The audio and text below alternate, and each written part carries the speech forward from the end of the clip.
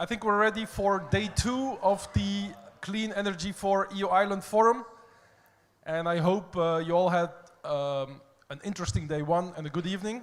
I hope you enjoyed the dinner together from the lovely terrace up there.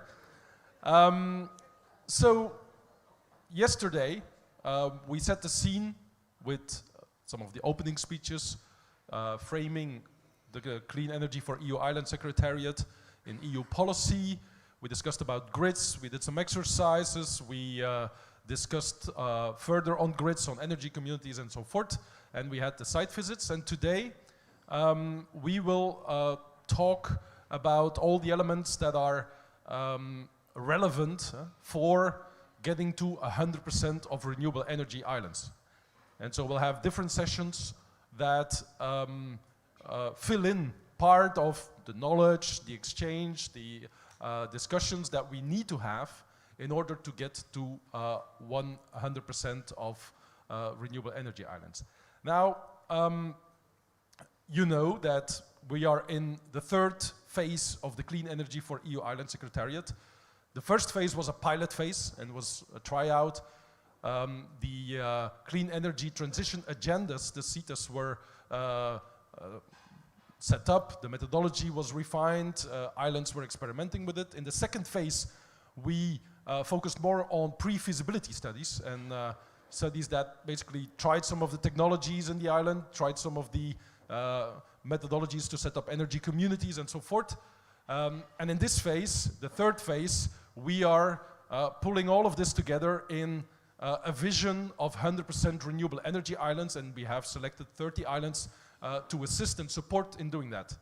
Now, in parallel and perhaps preceding the work of the Clean Energy for EU Island Secretariat, there's also a political process. It started with the Declaration of Valletta in 2017, and the Memorandum of Split was signed by the 15 member states which have islands as part of their territory. And in that Memorandum of Split, those member states pledged capacity building, finance and support for the clean energy transition on the islands. Now, that political process is important because it gives the mandate to our work. It gives the mandate to all of you who are working for the clean energy transition in the islands.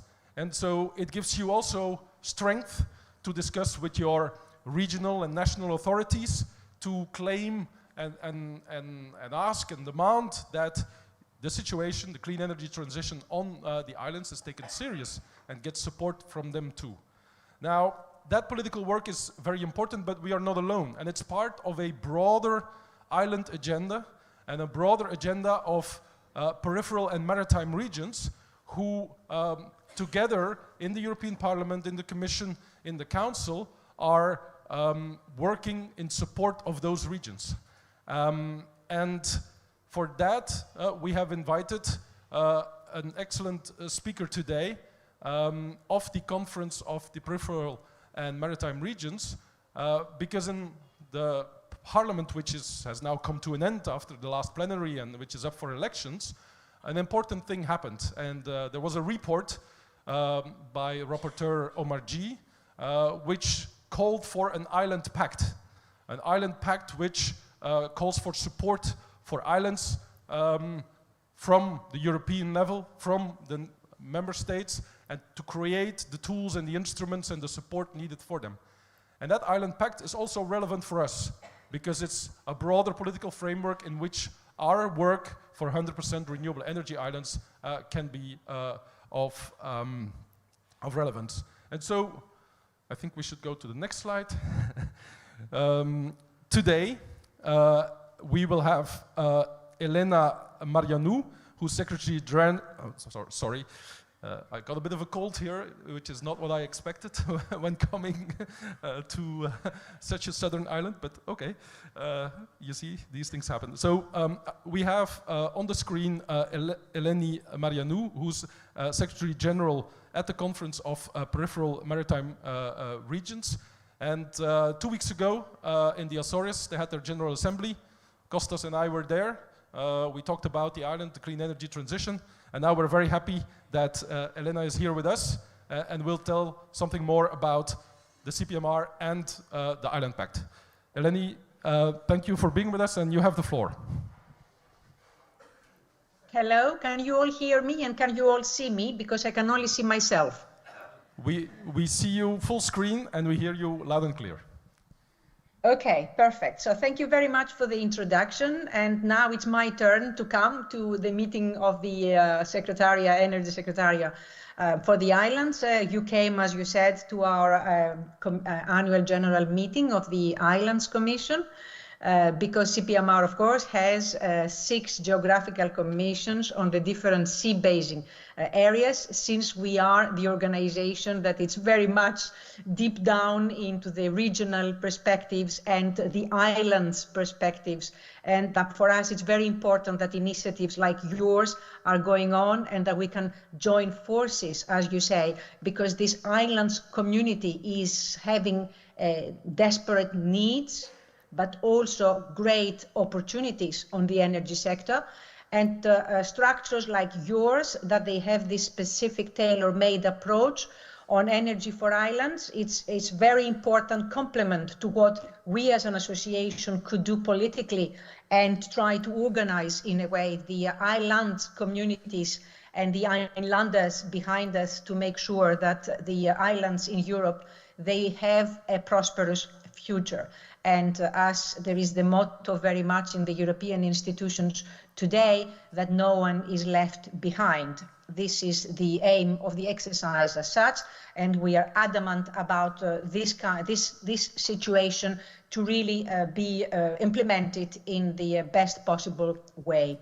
So you mentioned, of course, the Pact of Islands and the work that Yunus Omarjee, who is a French MEP and president of the Regional Committee of the European Parliament. He has proposed this report on islands for the Pact of Islands, and we have done a very good PR activity actually in Strasbourg altogether, in the presence of islanders from our side, MEPs from an island destination, and also the President of the European Parliament, Mrs. Metsola, who is also coming from a country island, from Malta.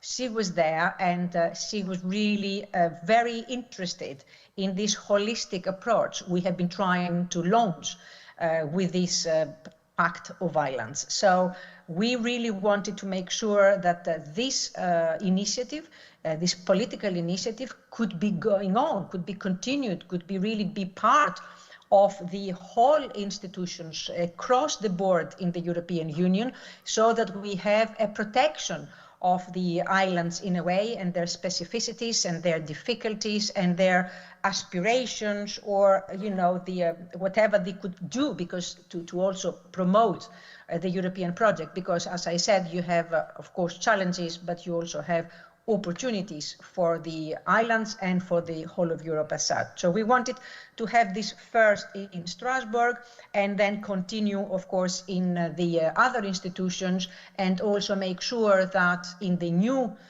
Commission and in the new Parliament, this word and this pact is not just remaining a document that we are all happy about or a wishful thinking, but it becomes some sort of guidance for us politically to make sure that we promote what is in the pact, make sure the specificities of our islands, and see how these specificities can be addressed within the legislative process of the European Union, but also within the programs of the European Union that are being proposed, or even the trans-European transport regulations, or any directives on environment that would have impact, or energy that would have impact on our islands. So this is a little bit the essence of what we have tried to do with our Islands Commission and the support of the European institutions on that. We also had, apart from the European Parliament, as you know, we also had reports from other institutions like the Committee of the Regions, where we had one of our members, one of very active members who was also in the Azores, Nanette Montpetuis, who is the President of the Assembly in Corsica. And she also has been saying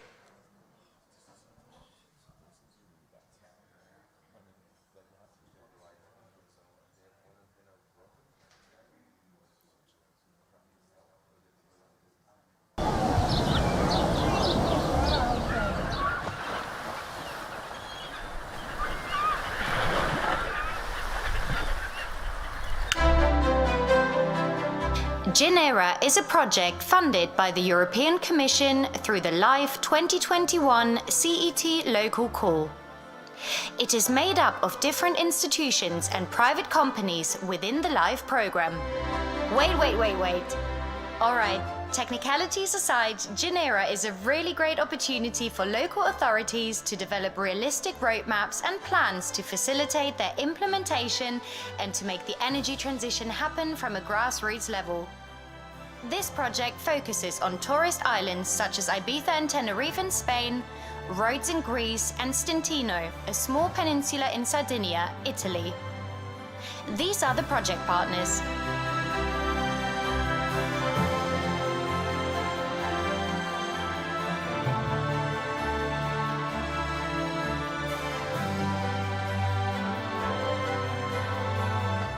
The results of Genera to make the islands more sustainable are based on 4 fundamental pillars. The first is to create the energy transition tools to carry out a local action plan in line with the Covenant of Mayors requirements. Create roadmaps known as CCAPs. The second is a toolkit to identify the typology of the islands. The third is a video game to involve young people in this transition, trying to build a community between the 3 countries. The fourth is delivering courses to reach public officers and the general public. And finally, the creation of a digital social platform to integrate all parts of the project: forums, surveys, information exchange, and a social game in which we can reach young generations, make them aware of relevant information, and involve them in this transition. Eventually, Genera is supported by the LIFE program, a European program promoting energy sustainability with a local approach. We really think this transition will be easier to achieve if we manage to involve citizens and local governments, as the Ibiza Government Councillor tells us. Desde el Consejo Insular de Ibiza estamos encantados de darle soporte al proyecto Genera, que nos dará tanto a nuestra institución como a los ayuntamientos de nuestras islas las suficientes herramientas para poder llevar a cabo la transición energética que todos deseamos para conseguir, en pro de nuestro trabajo, conseguir unas islas más sostenibles y más verdes en un futuro.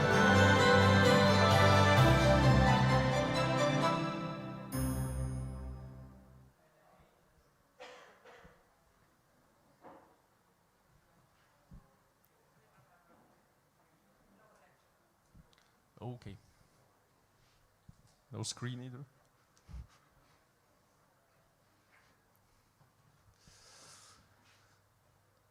Good. So we don't get the connection back, so we will continue the program with some briefing from our side on the technical assistance and the capacity building.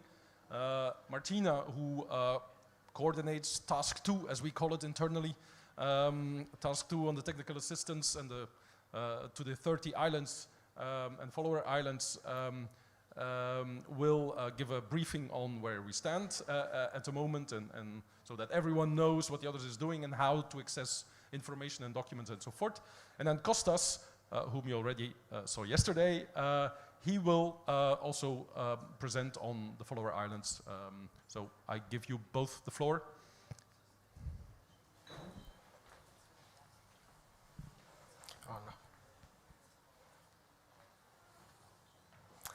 Yeah, good morning, everyone.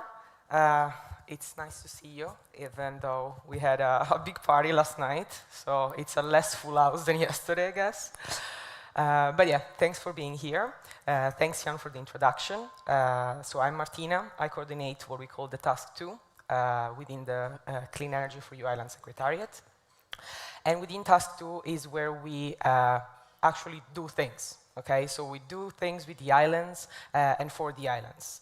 And the activities that we develop are split into different categories, let's say. So we have the technical assistance that we provide to the island transition teams.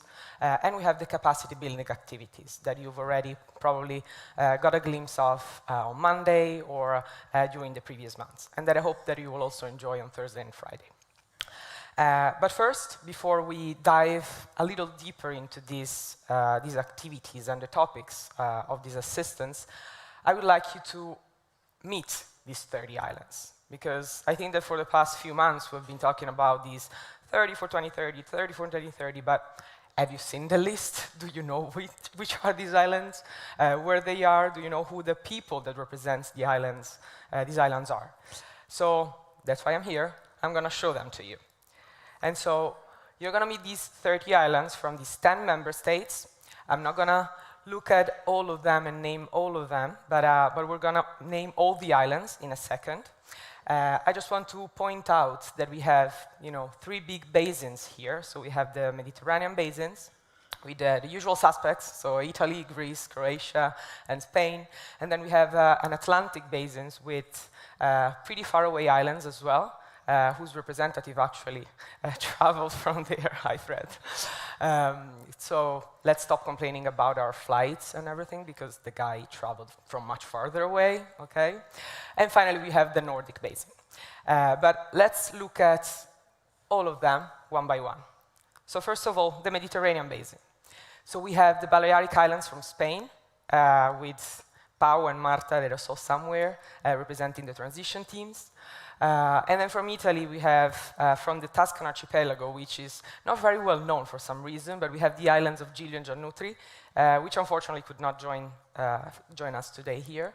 But we do have representatives from San Pietro in the southern part of Sardinia with Federico. We have Salina and the Aeolian archipelago, there Filippo.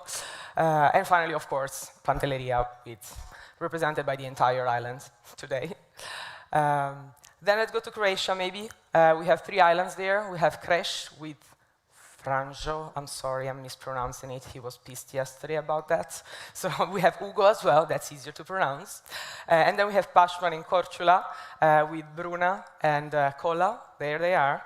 And I actually had the pleasure to go to Korčula a month ago for a workshop, and it's a very beautiful island. I deeply recommend it. And then finally, we have the cluster of the Greeks, 6 islands from there. We have the kind of like a new entry with Othoni and Erikoussa, which is not here today, unfortunately. But we have a lot of people from Greece. We have multiple Kostas, Manos, Antonis, a lot of people here. And the islands are Othoni and Erikoussa, Lesbos, Psara, Astipalea, Tilos, and Megisti. So this is the Mediterranean basin. Let's now look at the Atlantic one. So here we have, again, a big cluster of Irish islands, which are heavily represented here today. So we have from Cape Clear, Mary, Ciaran, I hope I'm pronouncing it correctly, I'm sorry. Kevin, George, Geoff, we have a lot of people. We have Tuli from Inishbofin and the West Cork Islands. We have the 2 islands of Aramur and Tori. And finally, we have the Aran Islands. I saw Eileen, there you go, there she is. So yeah, a big cluster of Irish islands, which we'll visit throughout these years, thanks to workshops and different activities. And then, still from Spain, we move to the other basin, though, so we go to the Canaries, and there we have 2 islands. We have La Palma, with Nuria, which I think you've met yesterday during the working group on energy communities. And then we have Nahum from La Graciosa, also representing an energy community. So they traveled all the way from the Canaries. And then moving on, we have the Portuguese, which unfortunately are not represented here too much because they had a parallel event happening in the Azores. But in the Azores, we have 3 islands. We have Pico, Fayal, and São Jorge. Please correct me if I'm mispronouncing it. And then we have, of course, the big island of Madeira. And finally, as I was saying, we have from the Caribbean Netherlands, we have 3 islands, the best islands. So Bonaire, Sant Eustatius, and Saba. And as I was saying, Fred is here representing the 3 of them. And finally, let's move to the cold. Let's move to the Nordic basin, where we have islands from From Denmark, we have Veno and Fayo. And then we have, from the continental Netherlands, we have the island of Ameland, which as well had a parallel event. So unfortunately, they could not join us here. And then we have from Sweden, we have 3 blocks of islands. So we have the big island of Gotland, we have the island of Holmen, and then we have what we call the 4 small Swedish. So we have Ven, Disigno, Vinon, and Holmen, and Albert is here representing all of them. And finally, Estonia. Saaremaa and Runo, I think you're all familiar, or all been to Saaremaa possibly during our last forum. And so, yeah, these are the 30. So now you know who they are. Now you know maybe a few names. If you'd like to get in touch with each other and with the people that represent these islands, please don't hesitate to look for tags or look for me, and I'll direct you to the right person. So now, we know the islands. Let's now look at what we do with these islands. Okay, so as Jan was saying, we have the ambitious goal of reaching 100% renewable islands by 2030, and this goal doesn't reach itself. So of course, we're building on the work that has been done in the previous 2 phases of the secretariat. But now, we're looking at different pillars for the technical assistance, pillars that try to look at the system, at the energy system of the islands as a whole, and they try to tackle all the different challenges.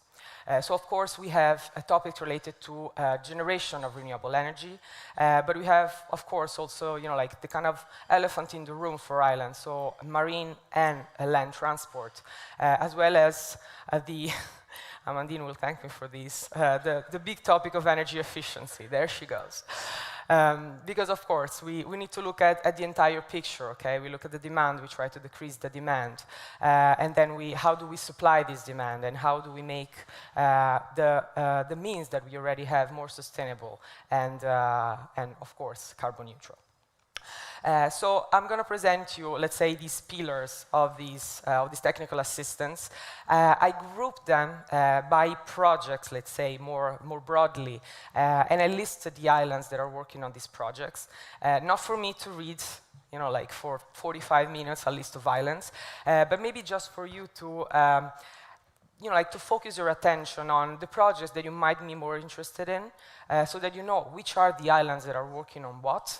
And now you know the islands, you know the people, so you know that you can reach out to them and you can try to build something together, create synergies in this journey. Okay, so let's start from generation, so renewable energy technologies. We have seen some of these topics thanks to Lucia yesterday. For instance, if we look at the first one, hybrid power plants, we mainly here look at solar PVs plus batteries, energy storage. And as Lucia was mentioning yesterday as a recommendation in the study, hybrid plants are actually one of the recommended way to integrate more renewables in the systems. So you can see, we have mainly Greek and Italian ones working on these topics. Most of them are non-interconnected islands. So again, the study tells us something that is actually true and that we see reflected in the activities that we're doing with these islands.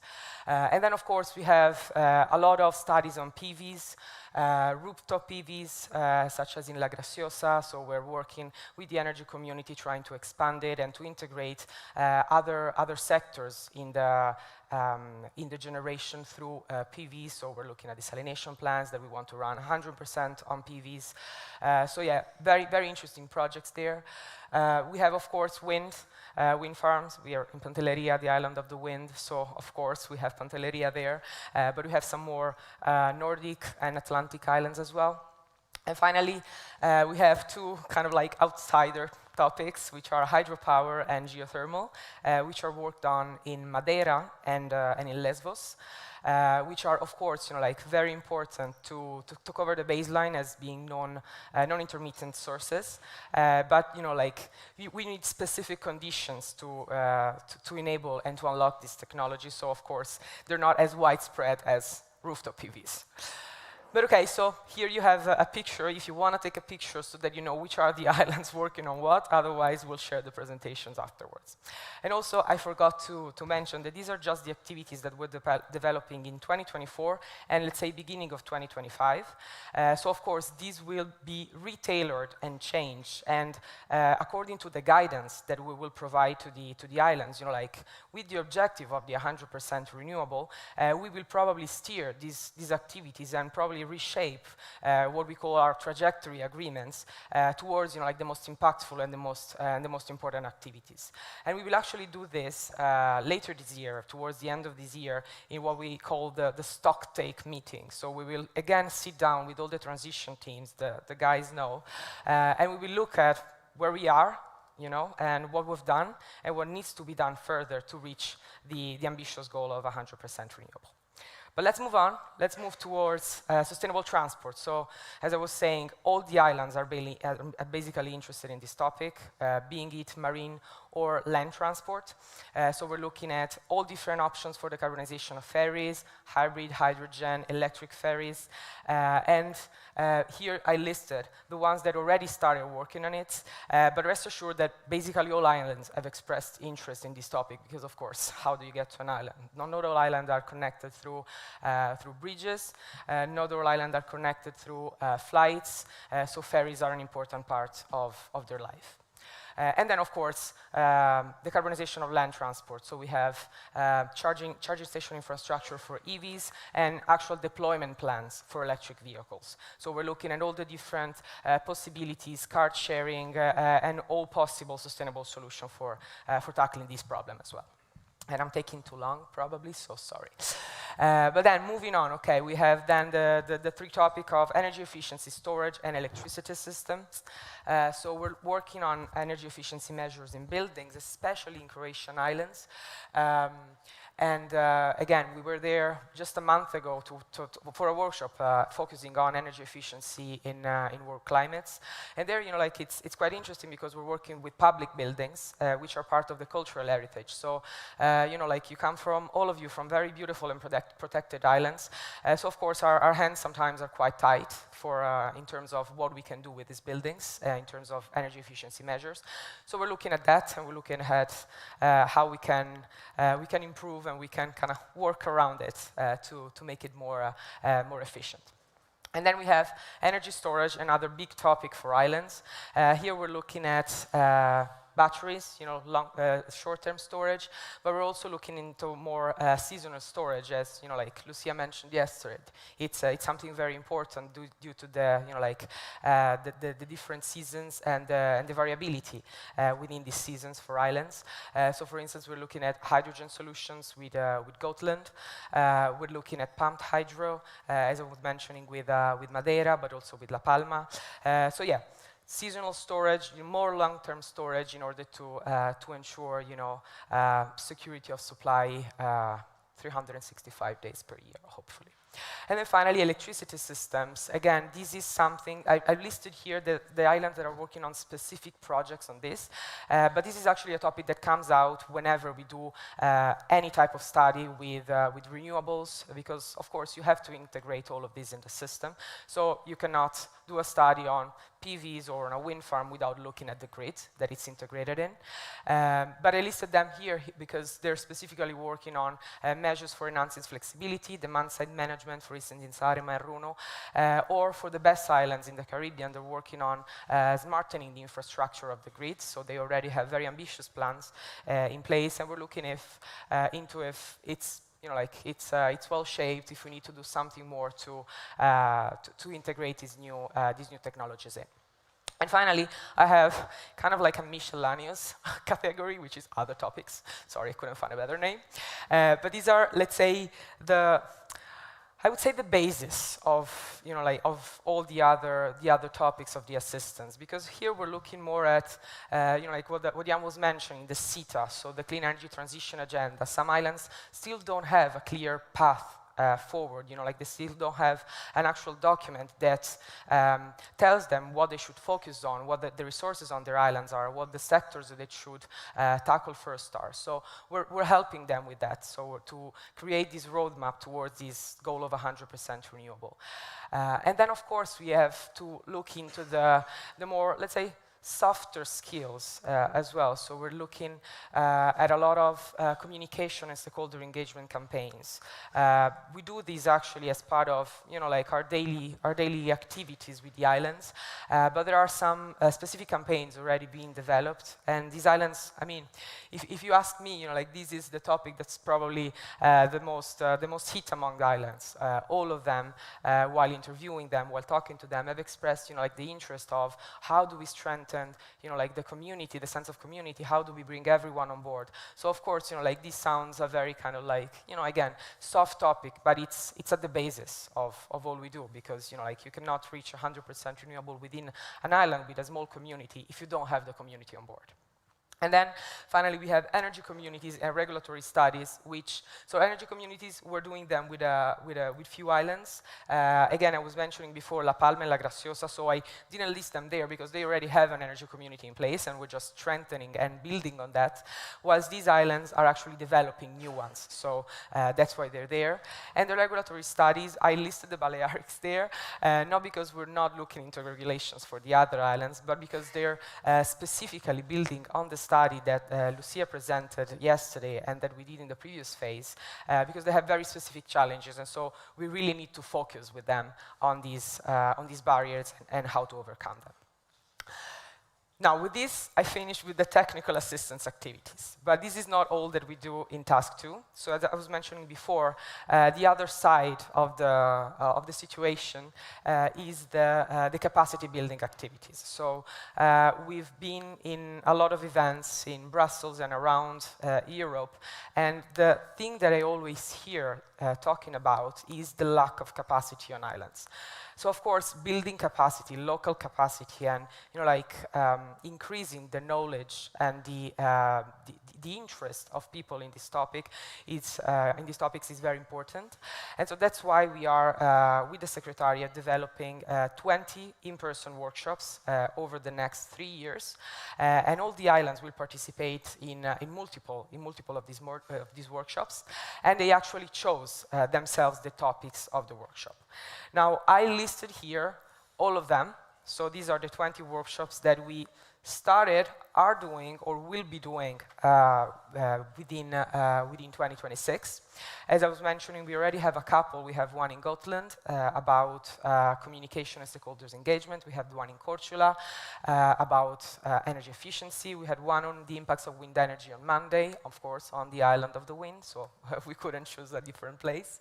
And we'll have 2 more, which I hope that you'll join on Thursday and Friday.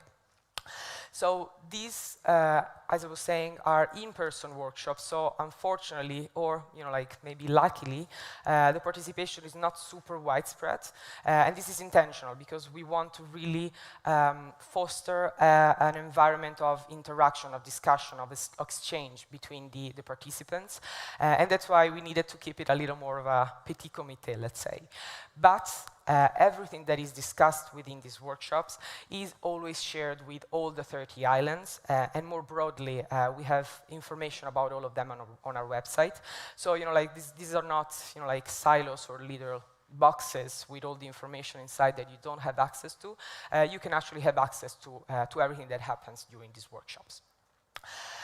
And with this, I would like to show you a little video just to give you a glimpse of what the workshop in Gotland looked like. It was super interesting. We organized it in collaboration with Alexis and Soren from the Samso Energy Academy, Erin, Franz, and Maria from the Stockholm Environment Institute. And I want to show you this little video just to make you understand that these are not just empty topics or empty technical activities that we do here, but what we're doing, we're actually building this environment. We're building on the previous phases of the secretariat, and we're strengthening the sense of community that I hope that you all feel, because for me this is kind of like a big family that we belong to. And so let me see if the video will start, and I hope that you will enjoy it. Oh, no. Oops. Okay, here it is.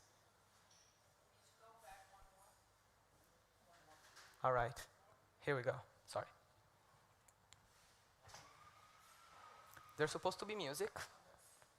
But it's okay.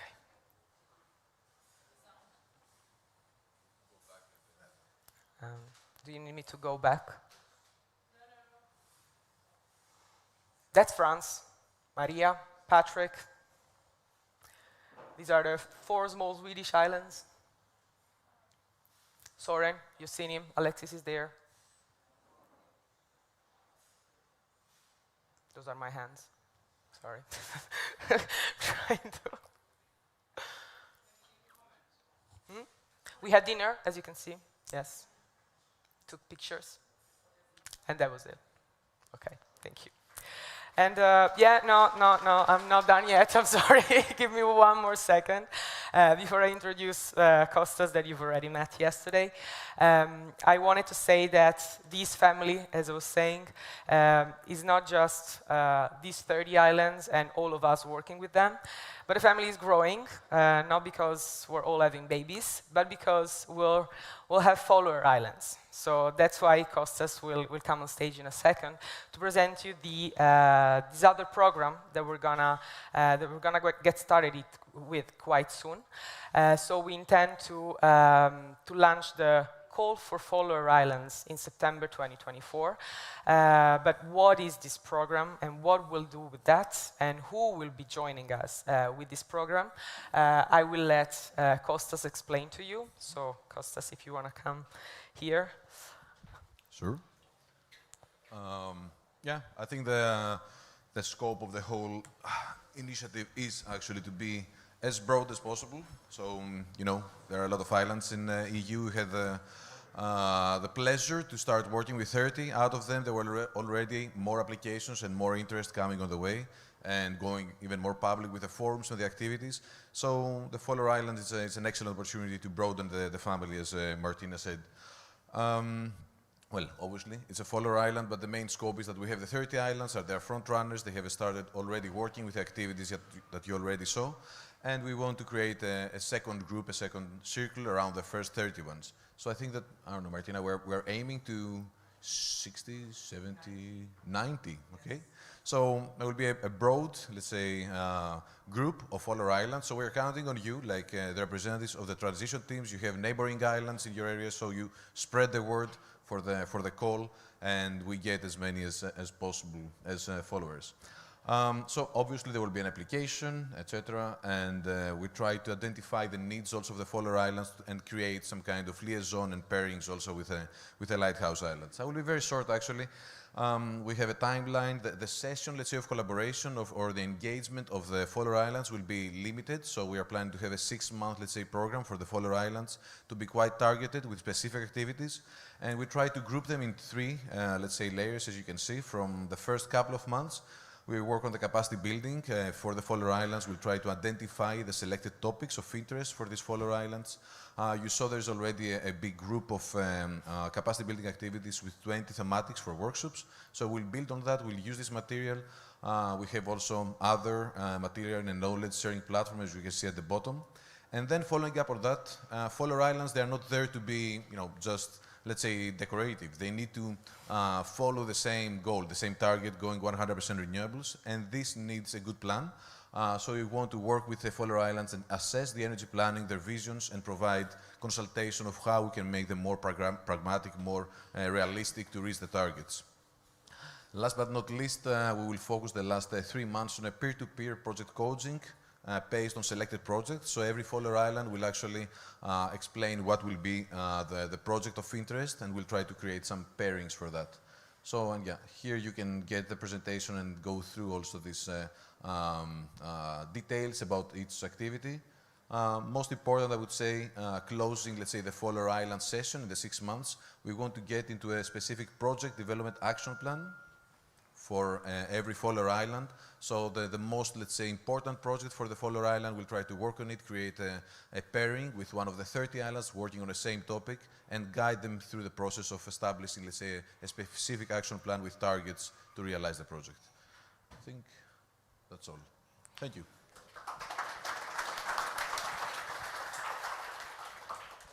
Good. Are there any questions? Wait, perhaps if there's questions.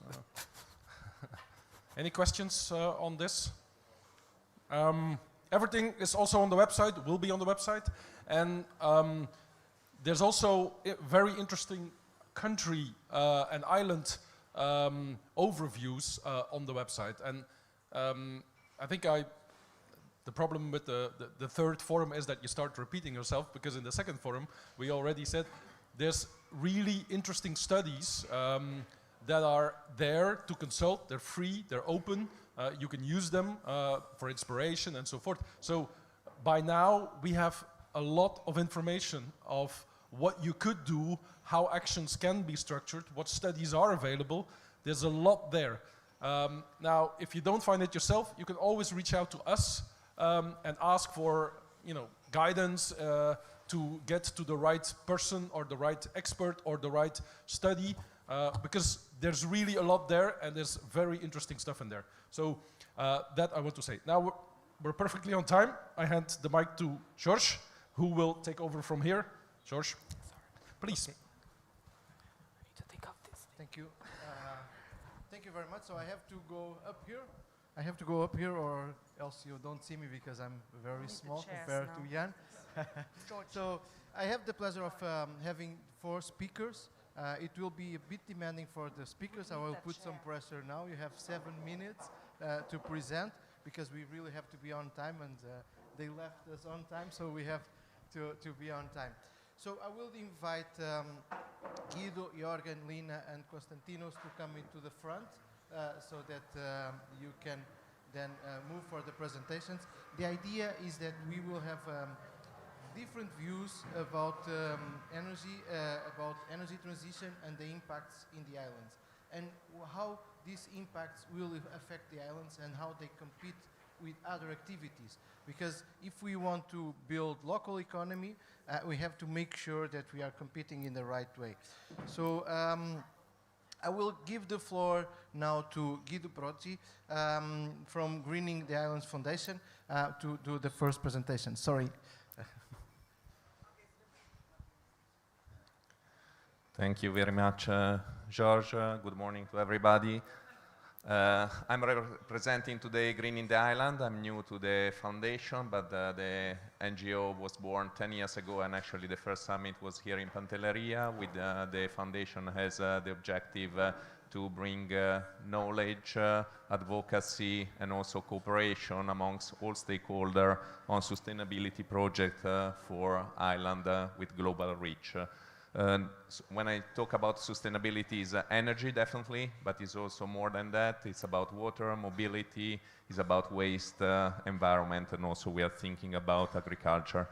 Today, very quickly, we want to present what we are doing in parallel and with the clean energy transition agenda, and it's about the 100% renewable energy systems journey for the island. So this is an initiative which was born last year with the aim to bring front-runners island, so 3 pilots, which are Curaçao in the Caribbean, Rodrigues in Mauritius, Indian Ocean, and also Tonga for the Pacific, into a journey. So it's very important relating to what Martina said, to have this 100% objective to set the milestone and have a clear goal on the long term. So in terms of a few words about the methodology, clearly we start with the assessment, and the first part of the assessment is understanding what are clearly the renewable can do in terms of the demand from electricity, but considering also constraints. Very often the island have a limited territory, so in case of PV, for instance, installation, you need clearly to trade off quite a lot, and so you need to consider that, or maybe naturalistic constraint that there are. The second point is also the long-term planning. Like yesterday, a few of us were in the water desalinization plant here in Pantelleria, which was working yesterday, if I remember well, at 0.65 megawatt in terms of energy absorption, but can go up more than 1 megawatt, more than that. And so if you plan clearly your energy on a long-term basis, and you plan also to have the nexus clearly with the water desalinization installation, clearly we need to plan in advance for the energy consumption that will come. Then you assess clearly the best energy mix, both from technical and economical way, and then you scope clearly different scenarios. Then after that, clearly, by clearly engaging the island, we get into the phase 2, which is about preparation for the implementation, where you split the project into manageable implementation projects with a project teaser with a map of the island and what can be done in the same framework, because then you can pull out for investors different projects, maybe in different islands, to leverage synergies.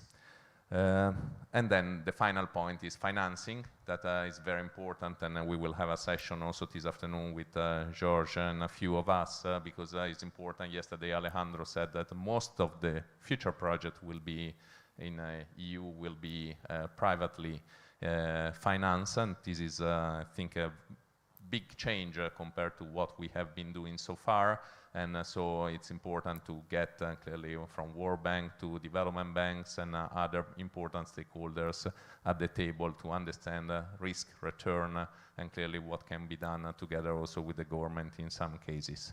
So very quickly presenting Rodrigues case, which is an island of Mauritius, which is approximately 100 square kilometers, so slightly bigger than Pantelleria, but with a population much higher, 44,000 people. This is the preliminary outcome of the first scenario. As you can see, we have on the left side, basically the scenario till 2030, which is an intermediate step, and then the 35 with the energy mix that we are calculating in scenario 1, which is very heavily relying on the PV solar installation. On the right side, you have the installed capacity, so what is actually equivalent to produce that kind of energy.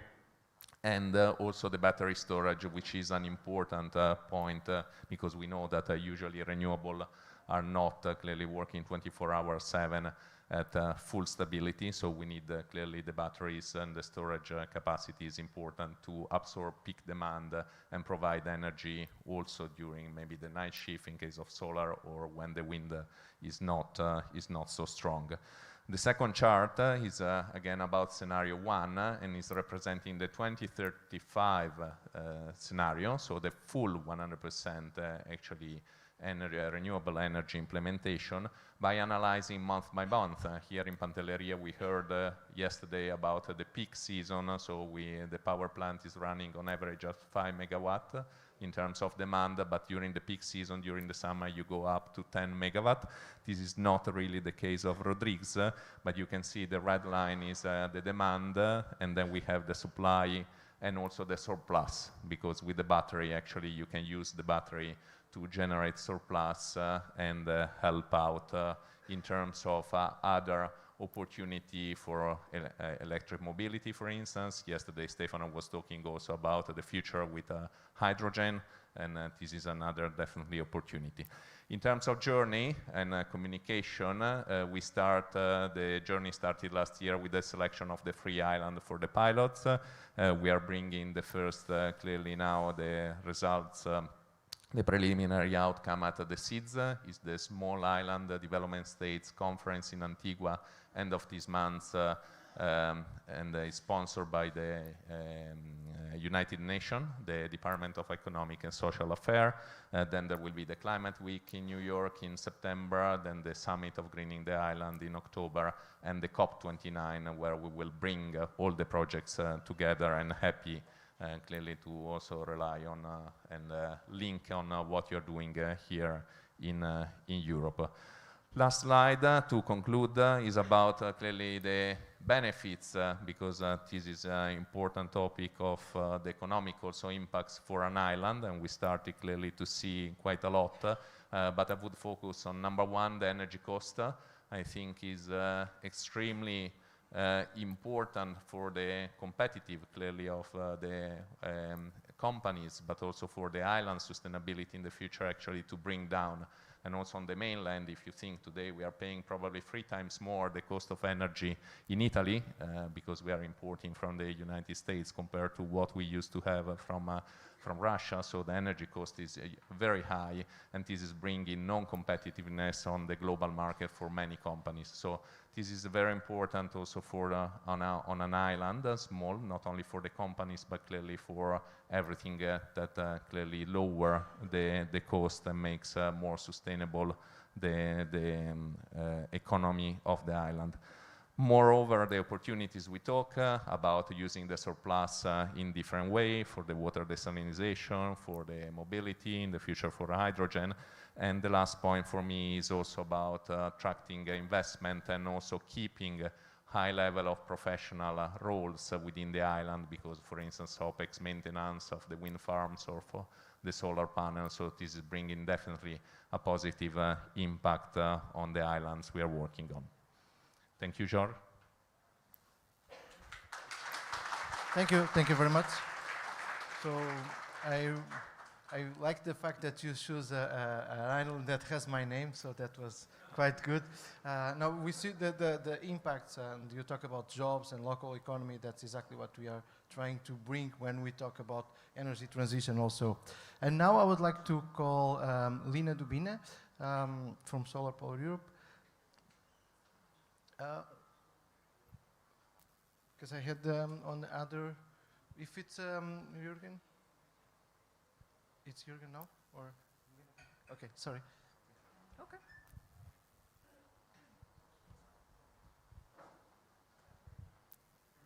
Do you have that? Yeah. Thank you. Maybe I'll just go back. Yes. Good morning, everyone.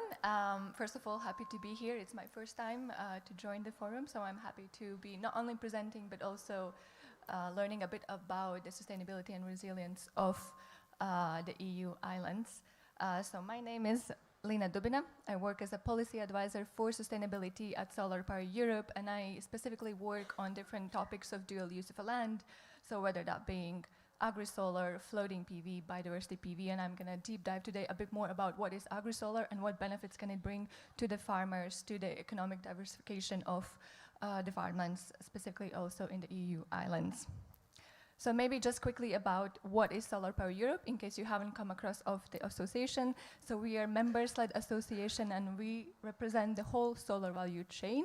And currently we have more than 300 members that represent the solar industry, so whether that being PV manufacturers, researchers, developers, IPPs, etc. So as I mentioned, we cover the whole solar value chain. But we also work closely with 30 plus national associations, and we are based in Brussels. So our key bread and butter is working with the EU policymakers on shaping the energy policies, and also looking at how can solar be the part of the solution, transitioning to green energy and to the climate neutrality by 2050. So here's just a bit of a context for why do we want to work with agri-solar, and what why is this solution interesting for us. It is a bit of a niche aspect, but just to look at what is the global impact on agriculture on the farmlands. So just a couple of data to set the scene. What we have seen with the increase of the climate and the temperature rising, that there's a big issue with the water scarcity, especially affecting the farmlands and the agricultural land. And what we have seen is that there's an increase of more than 80% of cropland worldwide that is being affected by the water scarcity issues. We also see the price spike in energy prices. So how does that also affect agriculture sector? There's also a key data on looking at, apologies, on decrease by the crop yield. So what has been estimated that 50% of crops could be potentially decreased by the yield by 2050 in Europe. What else we see is that there's a big global food prices increase, and it has grew by 60% in 2022. And last but not least, we also see a big growing population that is expected to reach 8.16 billion on a global level, which is 2 times more agriculture production would be needed. So we need to find solutions. How can we work with these impacts? and how can we provide secure food systems on a global level, but also on European level. So what exactly is the potential of agri-PV in Europe? So on the right illustration, we can see what is the technical capacity that could be installed by 2030 if you look at solar as a resource. And it might be a bit maybe hard to see, but there's if you look at the second line from the top, it's a medium scenario. We can see that there is the technical potential to reach around 920 gigawatts of solar capacity by 2030. And with the increase of solar renewables being deployed in Europe, there's also potential to reach the 1 terawatt target in Europe. And with that, we also see that there's a potential of agri-solar to contribute to this target. And if you look on the numbers on the right side, here we can see there's been data that has been developed by JRC, and they estimate that agri-PV can actually contribute to 1 terawatt and 5 terawatt target by 2030 and by 2040. And here, just to walk you through and explain what exactly is agri-solar. So we define agri-solar as this umbrella concept where how to develop PV in the farm territory. So agri-solar can be defined in 2 aspects. So developing PV on farm buildings or developing PV which is integrated into irrigation systems. But we also have the second solution, which we define as agri-PV or agrivoltaics, which specifically looks at the dual use of a land. So how can we collocate PV with agricultural production? And here we can distinguish 3 different solutions. One is the inter-row PV, so how can we develop PV systems and grow crops or livestock or continue farming activity in between the PV installations. The second one is the overhead PV or elevated PV system. So how can we bring the PV above the crops or above the livestock or the farming activity? And the last one is building PV on solar greenhouses. So here a bit of what is the benefits to the farmers, what is the benefit to the agriculture industry, and how can we enhance farmlands with the PV deployment. So first and foremost, we're looking at how can we diversify economic activities and how can we provide additional revenue streams to the farmers. And first what we see, there's a possibility to either use the energy that's being generated and sell that to the grid, so that would be one way of generating additional income, or using that generated energy to provide and power the different agriculture activities.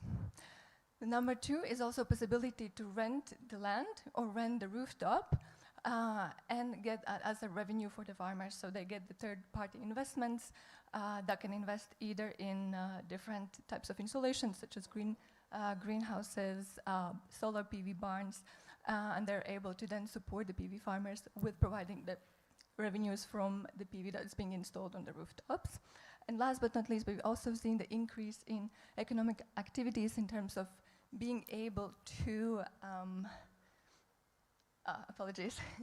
So to be areas that are drought prone or where there's a high temperature or heat waves experienced in summer periods, in spring periods, in autumn periods.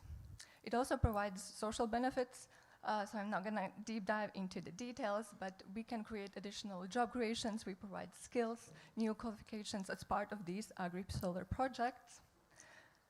There's also benefit in terms of environmental aspects, so we see a lot of information from different scientific researchers, from operational PV projects where they're assessing and monitoring data on different environmental natural resources, and how can solar actually allow to increase soil health, how does it allow to improve biodiversity, how does it allow to increase water efficiency on these sites. And last but not least, it also provides or can help farmers to work towards climate adaptation and resilience solutions, and provide also increase in land efficiency. So if we allow to use this multiple use of space, with that we can also allow to increase the land efficiency, so be able to generate energy but also be able to continue doing the agricultural activity. And just quickly going through some of the case examples. There's a lot of different case examples on different EU islands where they've showcased the benefits of how farmers can diversify their economic income, but also how can they improve the land, how do they manage the land more in a sustainable way. I know I'm out of the time, so I'm not going to go into the details of these best practices, but I'm happy to discuss with you afterwards.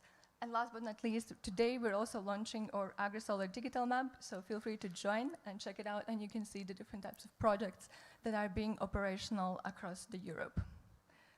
And thank you for listening. Thank you for keeping the time. It's good to see how solar industry is thinking about mixing agriculture and mixing this use of land. And now it's the perfect combination for the next presentation from Organ Pindad. Sorry about not pronouncing correctly your name. But talking about urban planning and how this will integrate. So the floor is yours.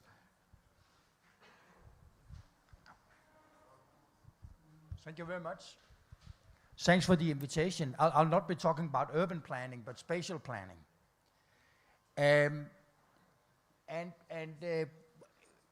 My background is I'm in landscape planning theory. I've been working with countryside planning for a long time, maybe too long time. I'm involved at the moment in projects about climate and spatial planning. And I'm very pleased to be here to talk about some of the experiences we have had with that. Just to give you an idea about the scale of change which we can expect in rural landscapes in Denmark. If we broadly look at green transition in a broad way, we can expect huge changes in land use. 20 to 30% of the agricultural land will go out of intensive agriculture in our country the next 20 years, 15 to 20 years. And this will have enormous impact, of course, on agriculture, on rural communities, on the economy, on the social communities, and it has to be done right. So the big question is, how should these changes be organized? I'm fully aware that 20 to 30% is extreme compared to most other European countries. There are a number of reasons why that high measure. But it's the case everywhere that the green transition in a broad sense will lead to big land use changes. It's not so much the solar. We just heard that it was just 1%. And it's not the solar energy which is the main thing here. It's all the other things. Just to present a few concepts and relationships to line up the challenges, we can start with this farm here in a typical Danish landscape where we have the dairy farmer in the middle, and we can ask the farmer the question: what kind of relationships do you have to your neighbor farmers here in production? And he's very likely to say, not much. I may have some agreement on manure, but I'm not really have any relationships. So he's linked up to a very vertical type of relationships to a network to the rest of the world, and he's linked up very efficiently. And of course, he has some this particular guy, he's an organic dairy farmer, so he produces at least 70% of his fodder himself, and there will be some impacts. But basically, it's a vertical relationship. Then you can ask the farmer another question. Well, this is what Manuel Castells, the Spanish sociologist, in his great books about the rise of the information society is called space of flows. If you ask the farmer another question, you would ask him, do you have any relationship with this area at all, social relationships? He will look strange at you. What a strange question from this stupid guy from the University of Copenhagen, he will think probably. And he will say, of course I have. I'm a member of the sports club. My wife is in the board of the village hall. Our kids are playing with the neighbor's kids. That's another type of space. That's space of place. It's completely different. Maybe he'll tell you that one reason why my wife is willing to live out here is because of this, is because of the community. She may have a job very likely to have a job in a neighbor city, and she lives there because she likes the community, the rural community. Now, if we look at the policy agendas affecting land use, rural land use, there are two major agendas. There is the market policy agenda, agricultural policy, energy policy, and there is what we can call the sustainability agenda, which is about environmental policy, which is about climate policy, it's about land use and spatial planning. And of course, there is some kind of integration in the policy, at least at the top level, at the World Trade Union organization, and also at the national and over-national levels, there are some integration. But there is one major difference in these two agendas. And that is that most decisions on the market policy agendas have been extremely centralized during the last 20, 30 years on a global scale. Whereas the sustainability, but it's an old agenda, much older than the sustainability agenda. The sustainability agenda is quite young, but it's represented in all levels. Now these two agendas, they will always meet in the landscape. There's no escape for that. And here we have some of the major challenge, one of the major challenge in the whole green transition. How are we going to make this meeting working in an efficient way and a sustainable way? And the reason why this is a very, very big challenge, oh, sorry, I forgot some very important thing.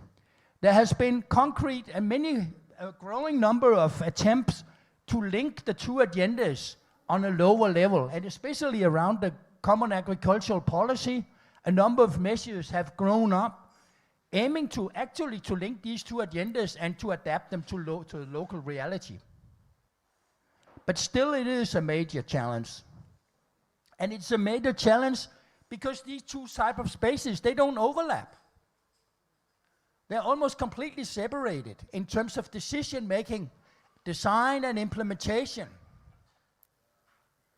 But this doesn't really, seen from the point of view of the farmer, this is a big problem. Because the farmer is expected to integrate. But it's very difficult for him to integrate, of course. And this is why spatial planning has to adapt to this challenge. So my argument and what we will be talking about in the workshop I'll be in after this is about how collaborative planning represents the pathways to guide land use changes. When we start, I've been involved in a number of experimental processes on this in Denmark and written about it. And when we start the process, we are facing a group of people who don't know you and who are looking strangely at you. And we sometimes provide a metaphor explaining what we are doing. I'm finished in 2 seconds here. The metaphor goes like this. You are a group of people who are going to go for a walk. You meet in the parking place in the area where we'll be walking. You take out a map and you discuss how to plan the walk. Where to stop and where to end. And when you agree on that, you have a plan for the walk. Then you have done half the work, we say. Now you have to agree on where you are on the map. Otherwise, you cannot use it. It's useless. And what I've been doing here the last 6 minutes is to give some of the problems about facing spatial planning and to give a little bit of an idea about where we are on the map. Thank you very much. Thank you. Thank you very much. So now we move for a specific initiative from in the Greek islands. So Konstantinos Blatsos, the floor is yours. Thank you.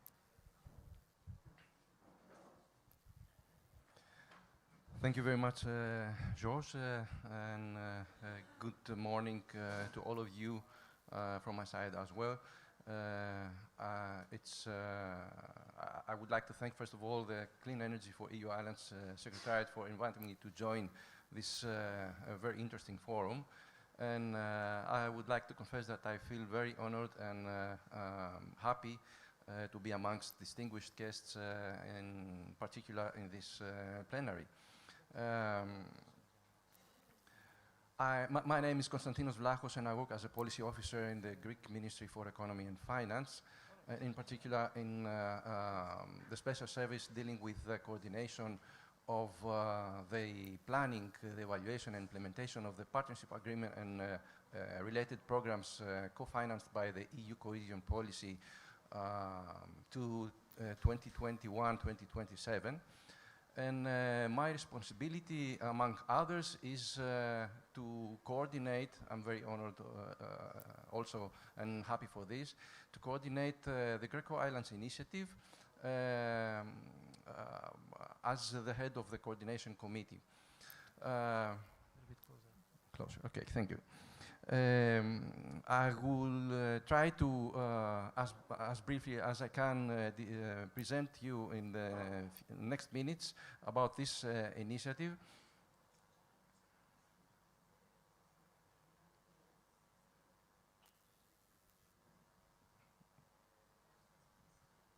Okay. Could you please? Okay, we found it. Okay, thank you very much. First of all, the concept of the Greco Islands Initiative came up as we tried to plan for the period, for the programming period 2021-2027, and we came up with we realized that the energy transition, when it comes to the island regions, is a much more major and complex challenge. Then we thought that it would maybe also a unique opportunity to address more or the most crucial specific challenges in a holistic way in the islands. So we decided to adopt this strategic initiative, which is a very multi-sectoral and multidisciplinary initiative under the code Greco Islands, which is based also in the principles of the integrated territorial approach. To note here that the term Greco is a composite term made up from the initials of my country, GR, Greco, Greece, and ECO is abbreviation of economy, but also ecology, which signals the very strong interconnection and relationship between those two. Now, we envision through this initiative the sustainable transformation of the development model of the Greek islands towards socioeconomic prosperity and resilience by achieving objectives covering more sectors, as I said before, for clean energy, circular economy, natural and cultural environment, sustainable mobility, digital infrastructure, green entrepreneurship and innovation, empowerment of human resources. At the end of this effort, I mean, when the objectives are achieved, the islands will be rewarded by a label, Greco Island label, which will come after a certification process, of course. The expected impacts of this initiative is to create a new identity for the islands, let's say a brand name for this, and this we hope that will increase the attractiveness for living, doing business, and of course working. Thus, we will try to revive the islands and give them the opportunity to develop itself. Another impact which will be enhanced through this initiative is the green tourism that will be exploited and the opportunities that they offer for the society, the local society in the islands. So the initiative is co-financed, as I said, by the cohesion policy funds. We have currently available and committed 157 million euros under 2 programs, national programs, but we also anticipate the contribution of 3 regional programs for North Aegean, South Aegean and Ionian Islands. But we also consider contribution for other programs under partnership agreement, but not only, maybe also from other funding sources outside the framework of the partnership agreement, for example, the Recovery and Resilience Facility or the newly established Decarbonization Fund for the Greek islands. So about the planning of the Greek Islands initiative, this is, as I said, a multi-sectoral and multidisciplinary initiative involving more policy actors from many different ministries, the coordination of which is under the Ministry of Economy and Finance, which is also responsible for the planning, the management, and the co-financing of the programs.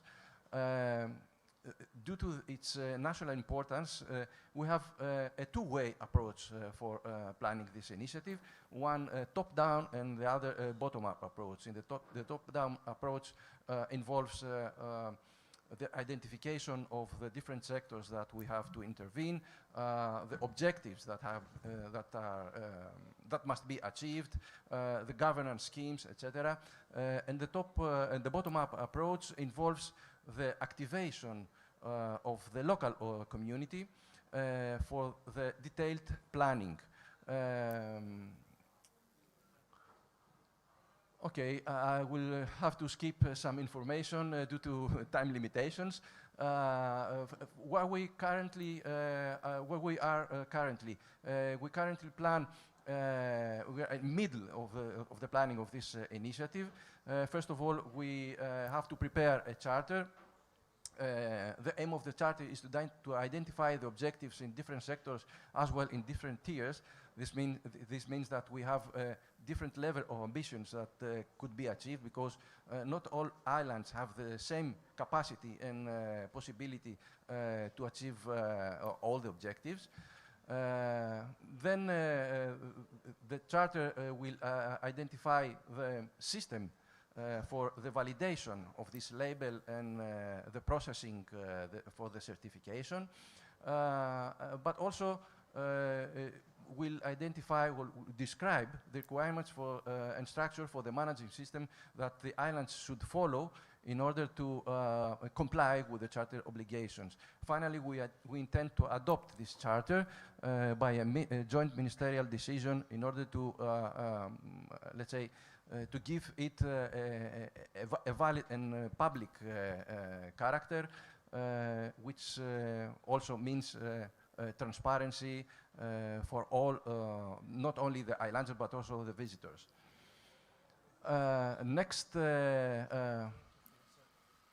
Next one is the preparation of a master plan, which will be detailed for the type of actions that we require for the label, the mapping of the current situations, the identification of expected obstacles in the different phases, and examination. Yes, 1 minute now, still. Examination of and incorporation of best practices from other relevant activities. Finally, we have a guide, which will be very important for the islands in order to conduct the local planning. And the local plans will be detailed in a project level with descriptions, with budget and funding sources, and implementation schedule. Finally, I would like to note, this is very important for us, which is we consider a very critical factor for the successful outcome of the initiative. We plan for communication and consultation activities in different levels in order for the local communities to acquire a sense of ownership. I will stop there. There are much information that I would like to share with you, but okay, I will be available for you for any question or afterwards speaking with me. Thank you very much. Thank you. Thank you. So now I would like to invite my colleague speakers to come here. We don't have seats, but we will be standing, and there will be the opportunity for questions from the audience. I don't know who has a question. Okay.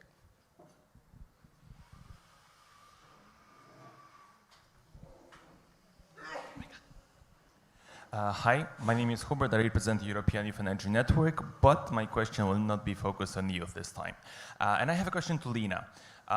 Could you please tell me, we are in Italy, and could you please tell me how do you, or did you, like with the organization Solar Power Europe, quantify the influence of the recent anti-agrivoltaics ban in Italy? Like, it's a very recent issue. So I was wondering how it would hold the plans for the energy transition in Italy, whether the other countries would possibly follow suit, and basically what would be the repercussions of the formal ban. Thank you so much. Yes. First of all, thank you for your question. Yeah, we know it's a very new and sensitive topic at the moment, so we're working closely with our national associations in Italy to understand better what would the implementation of the ban of PV on agricultural lands, what would be the implications, what would be the issues. So unfortunately, I can't answer the question at the moment, so we're working on it internally, and before we do open publication, it's something I unfortunately cannot answer. But happy to discuss with you about it bilaterally afterwards. Okay, so there is another question here. Yes, Albert Orling from Ven Island, Sweden. Question for Professor Primdahl. When you say that 20 to 30% of agricultural land will be taken out of intense agriculture the next, I don't know, was it to 2050 or, yeah, well, the coming decades. What exactly is that? I mean, is it, and why? I mean, is that due to things like the land use and land nature restoration initiative from the EU, or what exactly is this reduction and what is driving it? And do you think is it based on a prognosis based on like current policies, or is it yeah, what is it? Thank you. It's based on national programs and national aims, and these are based many of them on EU policies. So there are three major drivers. There is the Water Framework Directive and the bad conditions for Danish waters environmentally. They're more or less dead. Very few fish, big problems because of eutrophication mainly, but also other reasons. One driver. The other is climate mitigation of climate gases, afforestation. To have a clean coastal area around Denmark with a good ecological condition, according to the Water Framework, 600,000 hectares has to be taken out of agriculture, it has been estimated. We have 4 million hectares and there are 4.3 million hectares in Denmark. Then the next one is mitigation of climate gases, afforestation, and also conversion of wet organic soils. Conversion of organic soil is 100,000 hectares, and the aim is to plant 250,000 hectares of new forest. The third driver is the biodiversity crisis, and this is not clear, this is not agreed upon nationally, how much land will go into new nature, new habitats.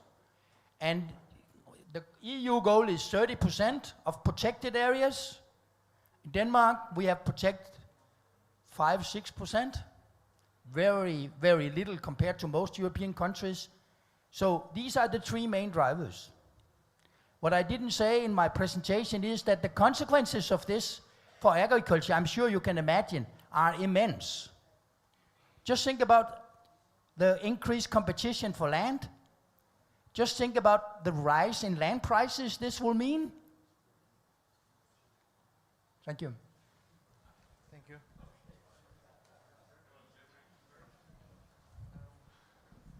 Hello, my name is Rishikesh and I'm from Kelso Institute Europe, Berlin. And my question is to Guido. You are working on a different island from throughout the world. So I want to know what are the differences and synergies you found when you are working with the island in the global north and global south. Thank you. Thank you very much for the question. Well, on one side, actually we have clearly many differences. We discussed before the peak season, for instance, in the Mediterranean compared to no peak season in some areas where there is not a lot of currents. This is one. Then it's about probably the geographical landscape that you can find clearly there. We discussed also with Fred the other night, for instance, the hurricane. This can be another natural impact that you have that clearly prevent from doing strong wind. And then there is very much also the economical impact and the risk factor, which is important, especially for investment. And this is something not to be forgotten, because in some geography, if I go to invest in Denmark, for instance, in one thing, if I go to invest maybe in Africa, the risk factor is very different. Thank you. So we have another question. All right. The question is related to the 20 to 30% of the agricultural land. My understanding is, well, I'm trying to understand if that analysis includes also the effects of climate change, because we're talking about, okay, what we need to do to mitigate the climate change, but then the climate change that is going to happen anyway, and that is already happening, is definitely affecting the agriculture. I mean, I don't know if it's in Denmark, but for sure it's affecting agriculture already in Southern Europe. And then saying, okay, renewables are a way to help, let's say, mitigate the climate change, but you also have the adaptation measures that you have to do. Of course, you can say from the planning point of view that you don't want to use the precious agricultural land because it's already decreasing, as you say, and it's decreasing due to climate change for renewables, but then you need to provide, because some renewables can be put on the rooftops, they can be put on different structures, then there needs to be relaxed, let's say, regulation for those cases, no? So the question was, what about climate adaptation, right? Mainly, well, the climate effects on Danish agriculture is mainly about too much water. So the rainfall has increased by between 15, maybe close to 20% the last 20 years for the country as a whole, which means that many areas are suffering a lack of drainage or too poor drainage. So that, but this is not gonna. This is linked also to the mitigation of CO2 from organic soils, because the lowland are often organic. So mitigation and adaptation goes together here. Then on the islands there are the near coastal area, the salt marshes, will be taken out of, will go out of agriculture because of the rise water level, and they will go, if they are able to, they will, through natural succession, result in salt marshes further up. But this is in the total account of land use changes. This is not very important. The important are the ones I talked about. It's included in that, but it overlapped the mitigation where we talk about many hectares. And what I said, I think I just want to make my point clear. Solar energy is not a big issue in terms of land use changes here. The expectation is about 45,000 hectares of solar energy, so far less than 1% or something, less than that. Thank you. So last question. Yes. Yeah, I'm Kostas. To the other Kostas, we're three of us here, I think, Kostas. So, yeah, I would like to, I mean, we have discussed, of course, in the past regarding the Greco, but, I mean, we have progress now and things happening. Is it going to be a prerequisite, Costa, the energy transition projects or activities in the local action plan per island to become a Greco island? And in this case, have you already foreseen how the available financing will contribute the energy transition projects of the islands? Yeah, thank you for the question, Kostas. Yes, prerequisite. I mean, as I said, this initiative is a multi-sectoral one. Of course, energy transition is the backbone of this initiative.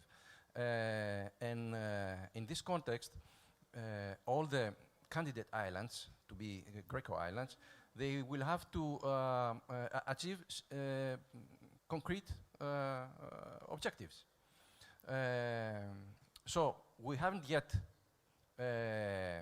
decided on the set of objectives. We have a draft one, but we have to fine-tune this and, of course, make different levels of ambitions, because, as I said, not all the islands are capable to achieve the same objectives.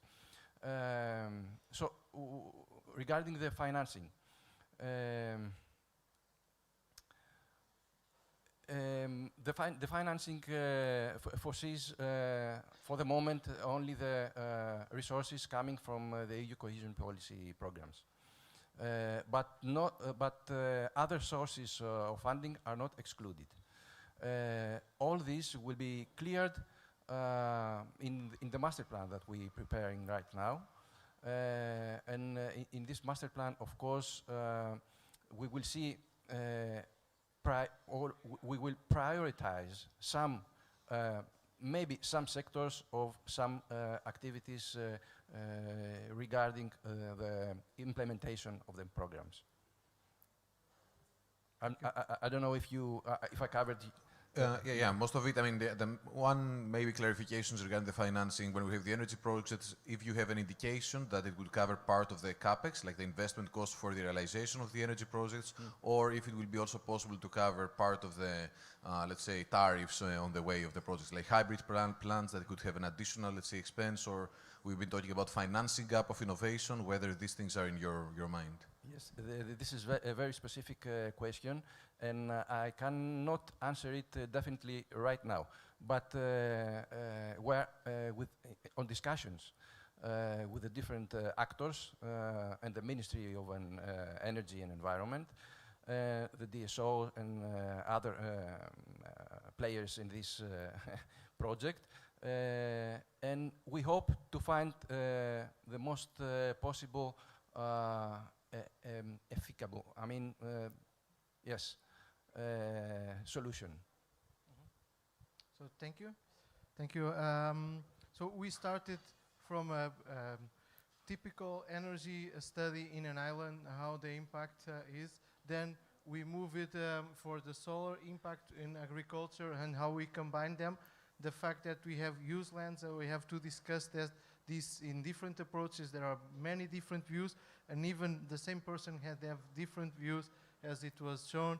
And we end up on the discussion with sustainability approach, which is broader than energy. But at the end, we finish with financing and how we will pay for the investment. So this is exactly what we try to bring here. There are many views of these topics. There are many impacts that we need to consider because it's not only the energy, it's the tourism, it's the impacts on jobs. It's to make sure that people live in the island, they don't go for the mainland. How we address this and how we bring all of this together. And I really like the fact that you presented this bottom-up approach that is quite relevant. So we need to involve the citizens, we need to involve the populations that live there, or else we will not be successful. So thank you very much for this panel. And now, yeah, thank you. You can sit. Thank you. So, should I present or? So now we are going to move for sessions. I just need the slide to make sure that I don't mix up the name of the sessions.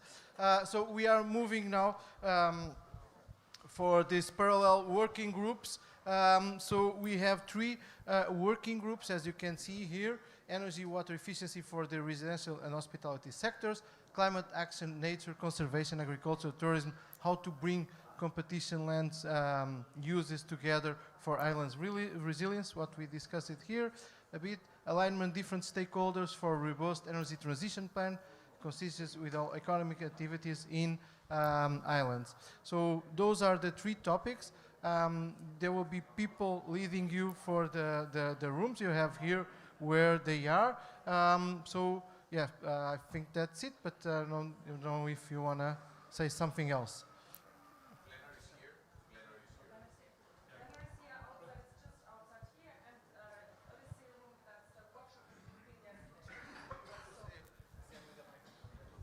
So plenary is here. Outside, it's just outside. You see a screen, so you can gather there. And the Odyssey room, it's upstairs where you have been yesterday for the workshop, for the breakout room. But there's a colleague upstairs to lead you there. Those who have already coffee can move closer. Those who don't have coffee can enjoy the video from the back.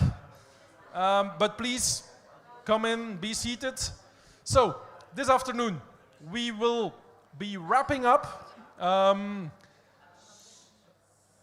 We will have some videos first, while you find your place and get coffee.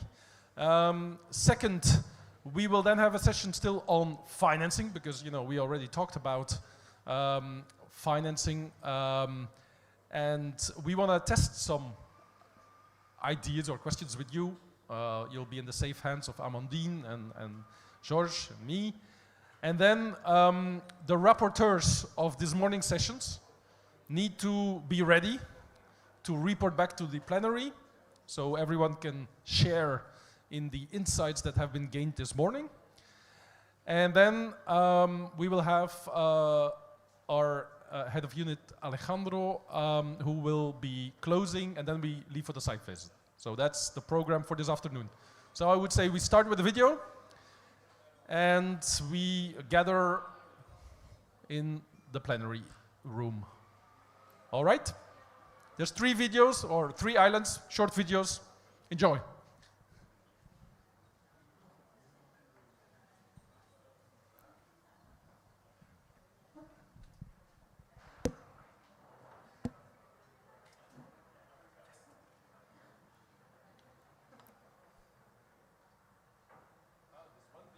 Welcome to Gotland, the biggest island in the Baltic Sea. Gotland has very ambitious goals of becoming carbon neutral by 2040. So in our strive to reach these goals, we truly need to work with all aspects within the energy transition. And the grant now given by the EU secretariat will truly support those ambitions that we have. We will, as an example, look at benchmarking within the agricultural sector to see how we can make further progress there. We will look at storage solutions and how that can be integrated into our regional energy system. And we will look at this fantastic city and see how that can be supported by fossil-free mobility solutions in the future. Hello everyone, my name is Francine Zegers and I am an employee of the Saba Electric Company representing the Dutch Caribbean island of Saba. Saba Electric Company is relevant in the 30 for 2030 project as we are Saba's sole electricity provider. With our overarching goal of 100% renewable energy generation by 2030, we are taking the initiative to ensure a smooth, resilient, holistic, and lasting transition to clean energy for our home island. As we are a small and isolated island, there are challenges along the way of working toward and meeting our target goals for clean energy. Saba needs assistance in the technological advancement and implementation of modern infrastructure required to generate and distribute power reliably and efficiently. Examples of this include grid modernization, increased opportunities for energy efficiency, and resilient infrastructure that can adapt to and mitigate against the effects of climate change on Saba. Moreover, this also includes getting the materials to our home island, the construction and placement of these instruments, and the maintenance required once they are in place. Thank you. Islands of Saaremaa and Ruhnu are facing big changes in energy sector. We are facing huge interest to invest in offshore wind energy, and islands are interested not to see that all this green energy is flowing, passing the islands, but we would like to make sure that the investments are followed on the islands to make sure a new industry based on this green energy flow will be built up here. In order to do this, we have seen how important it is to engage local communities to avoid NIMBY effect. So we'd like to learn how to engage local communities, how to work together with them, how to build up trustworthy communication. Another big task in front of us is decarbonizing the transportation system. Islands are very dependent on ferries, aviation, which cannot carry on fossil-based fuels.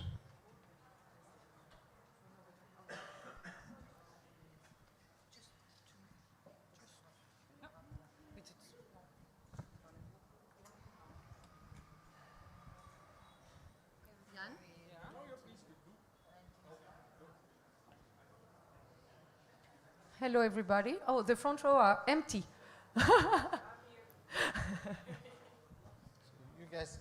You guys can sit here. Yeah. Or not. So one of the barriers that we usually heard to do a energy transition or clean energy transition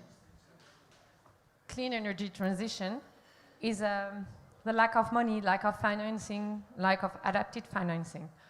So one of the tasks of the secretariat is to support the islands to find money, funding and financing for their energy transition project. And so we're working with Jan, you mentioned here, so and George, in a marketplace, which might be a solution for some islands to find money for their project. George, the floor is yours. So good afternoon, everyone, again.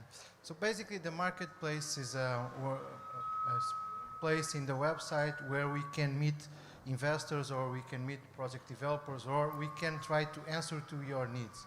So we are still under developing the marketplace, and that's where we want to put some questions to you to better understand what are the real needs of the islands instead of us developing. So basically saying what I said in the morning, instead of going top down, being bottom up. So listening to you, understand what are the real needs, and then try to adapt this marketplace, because it can be different things.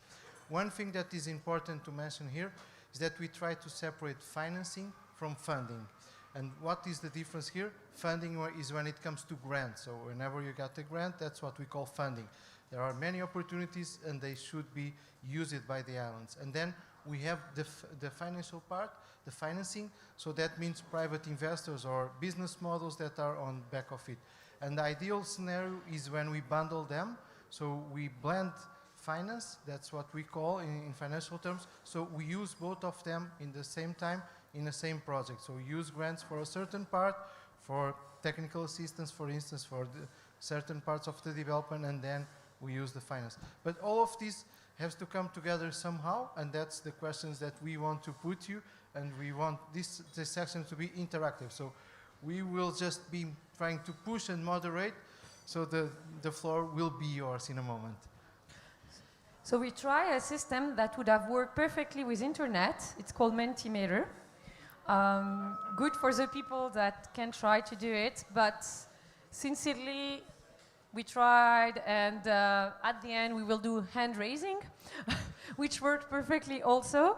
It's less graphic after on the screen, but still it's a good way to survey amongst you people. So you can try, but we will not rely on this. So the first question is, first, do you need third-party financing for your project? Meaning, do you need extra money after the funding or after your own asset, your own capital, to fund the energy, clean energy projects that you want for your islands? So I'd like the islander here that are present to raise their hand if it is a yes. Okay.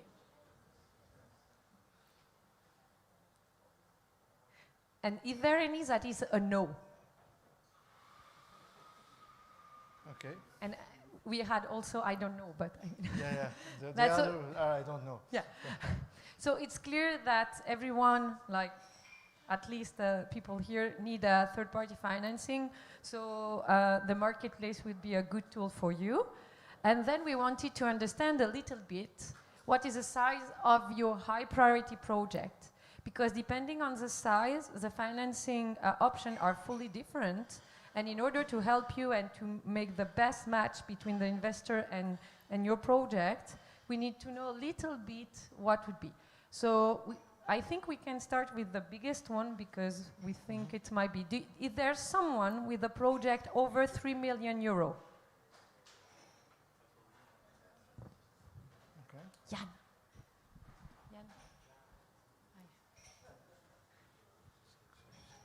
Okay. 7. Thank you. 8. 8. Is there?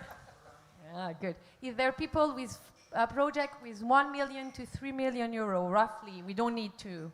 Okay, good. 1, 2, 3, 4. Great. And then a little bit lower, between 500,000 to 1 million. Do you have some that are this size? Yeah. Good. It's true.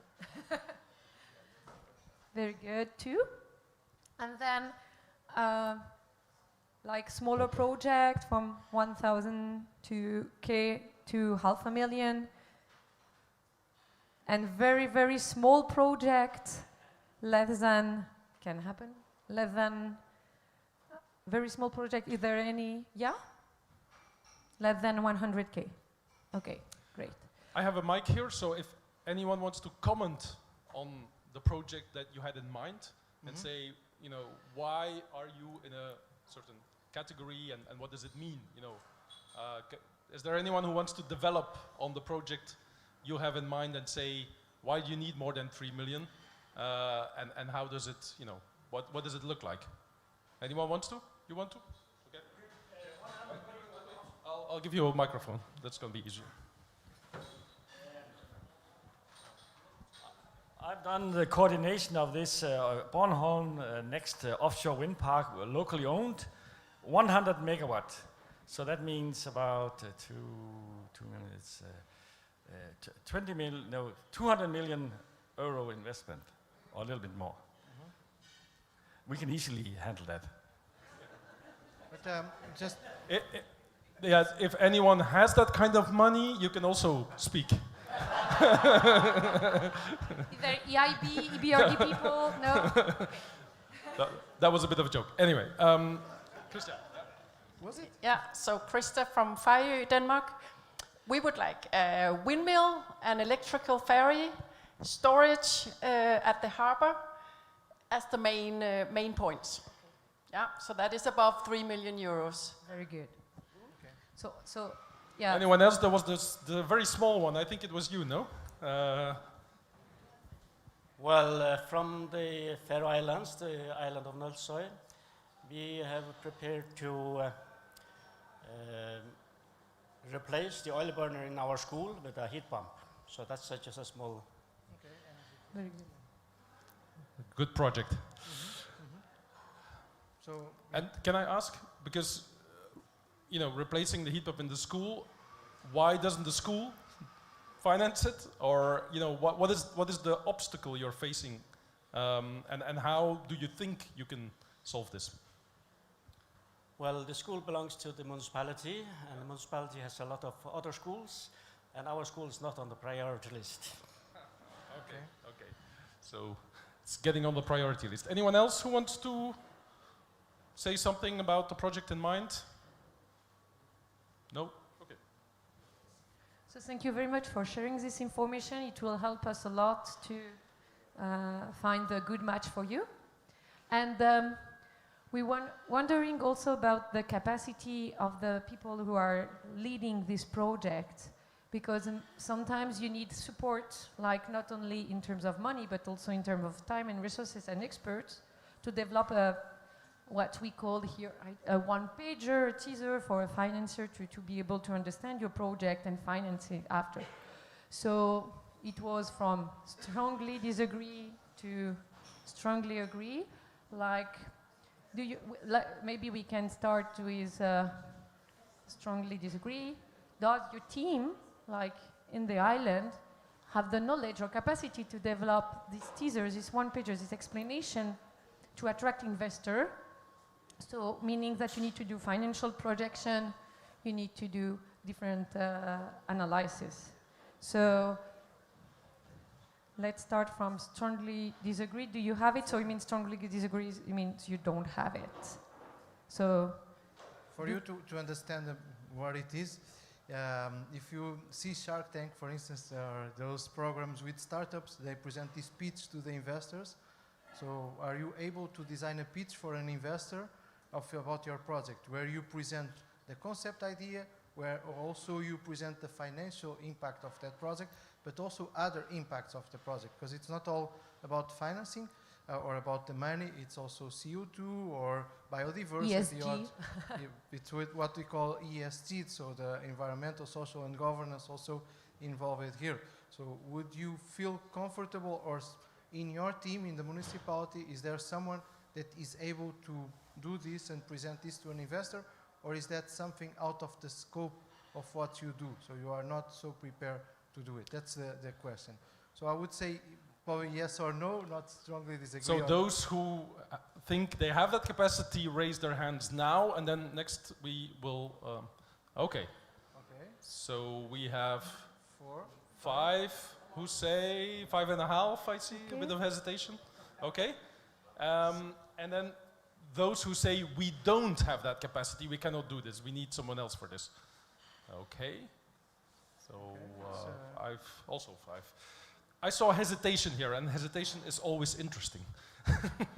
So why did you hesitate? Like, you have it, you don't have it, you... Well, we have a lot of the information, but probably to refine it, need some help with that. But I'd say we have the capacity to digest the information we have, etc., but to refine it and go deeper. We don't necessarily have all the knowledge. Okay, good point. And I think here we had someone who says we don't have this. Yeah, our group, I suppose we're a community organization, so we don't have a lot of that expertise that we need. And we have, like Tudi said there, we have some of the information, but it is, I suppose, phrasing it, framing it properly for investors. We don't have experience when doing that, and we don't probably have the capacity to do it to a very high standard. Okay.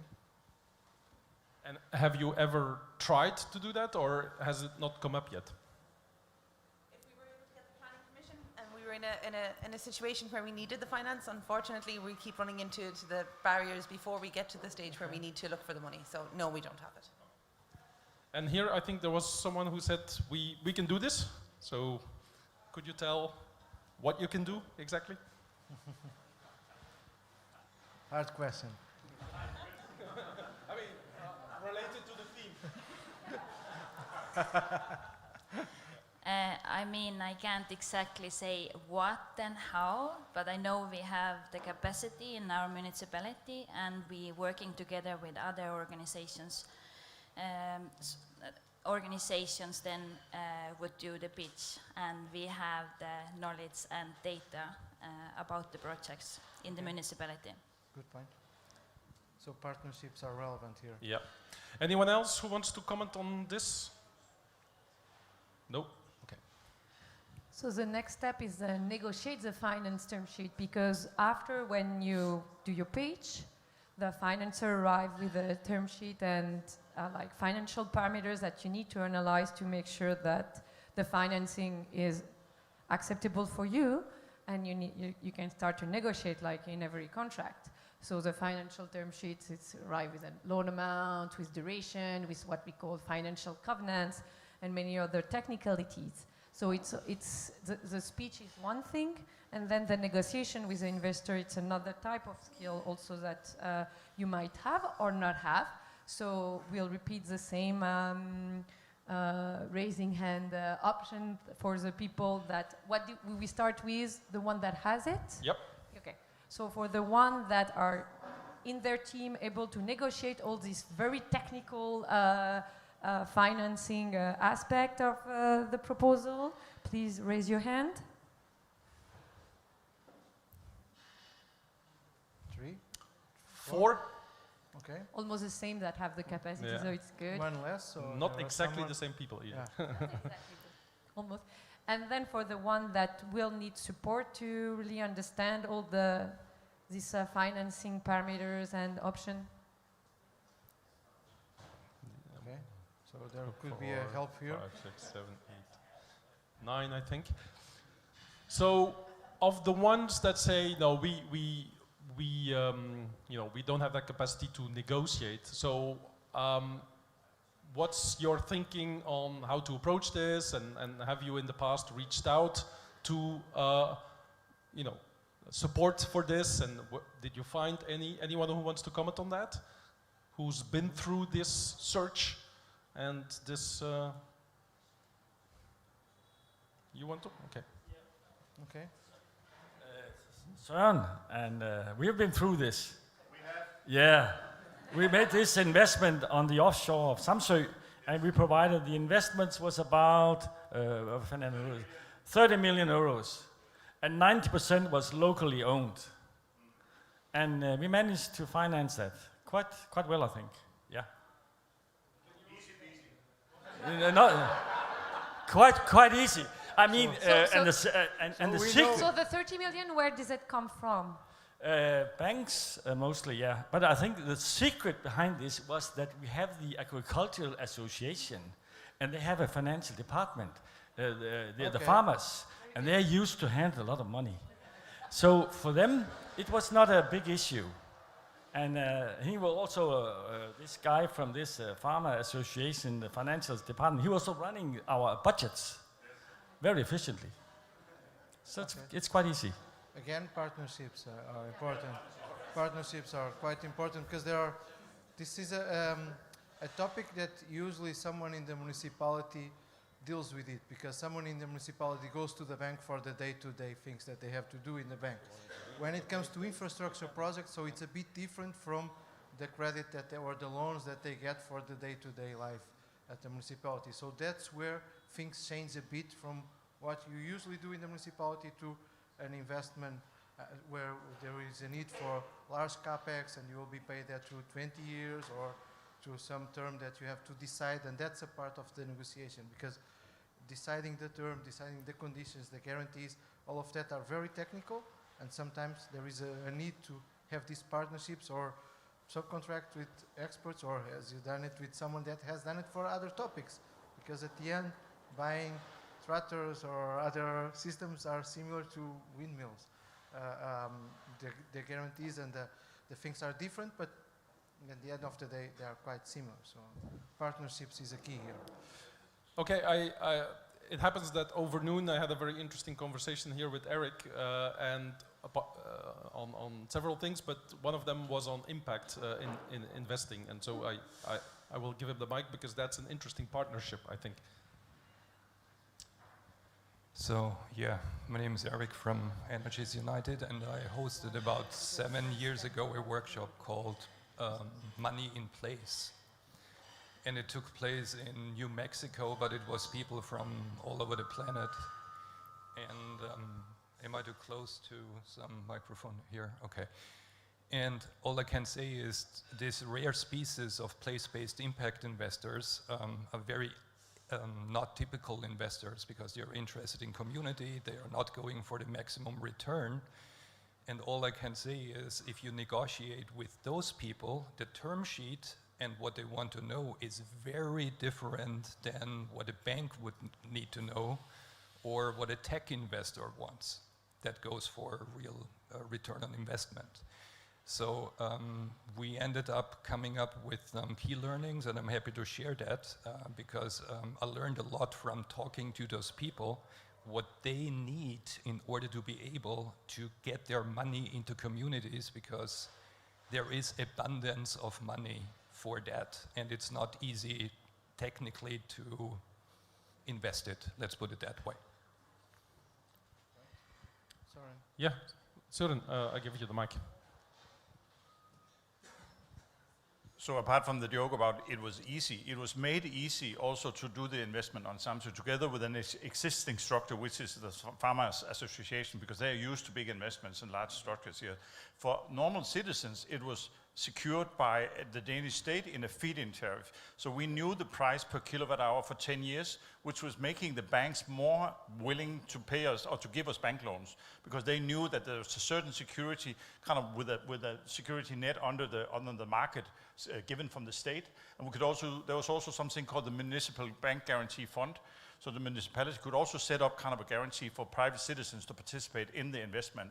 So this could be a recommendation that to involve local small investors in this, we need some kind of guarantee that will allow or make the banks more ready to go and co-invest in the project with bank loans.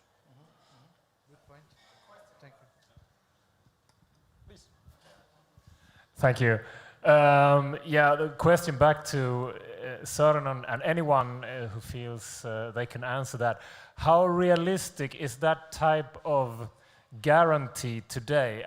I don't know, but maybe you started out that project in a quite different market landscape. What are the chances of getting that type of 10-year guarantee price in today's energy market? That's a fair question. Any energy trader in the room who can develop on that? Yeah, that's but yeah?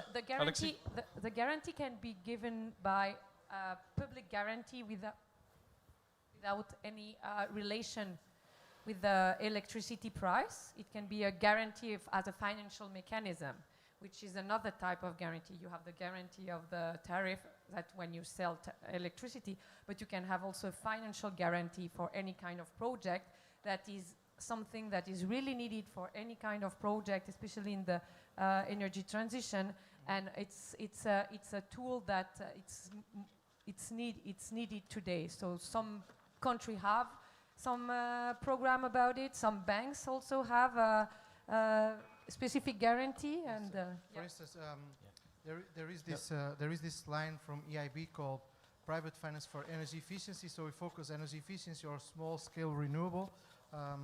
This doesn't seem to be working. Small-scale renewable. And a part of this is that they have this interest rate that is probably lower than the market interest rate, but that's not the most interest part of it.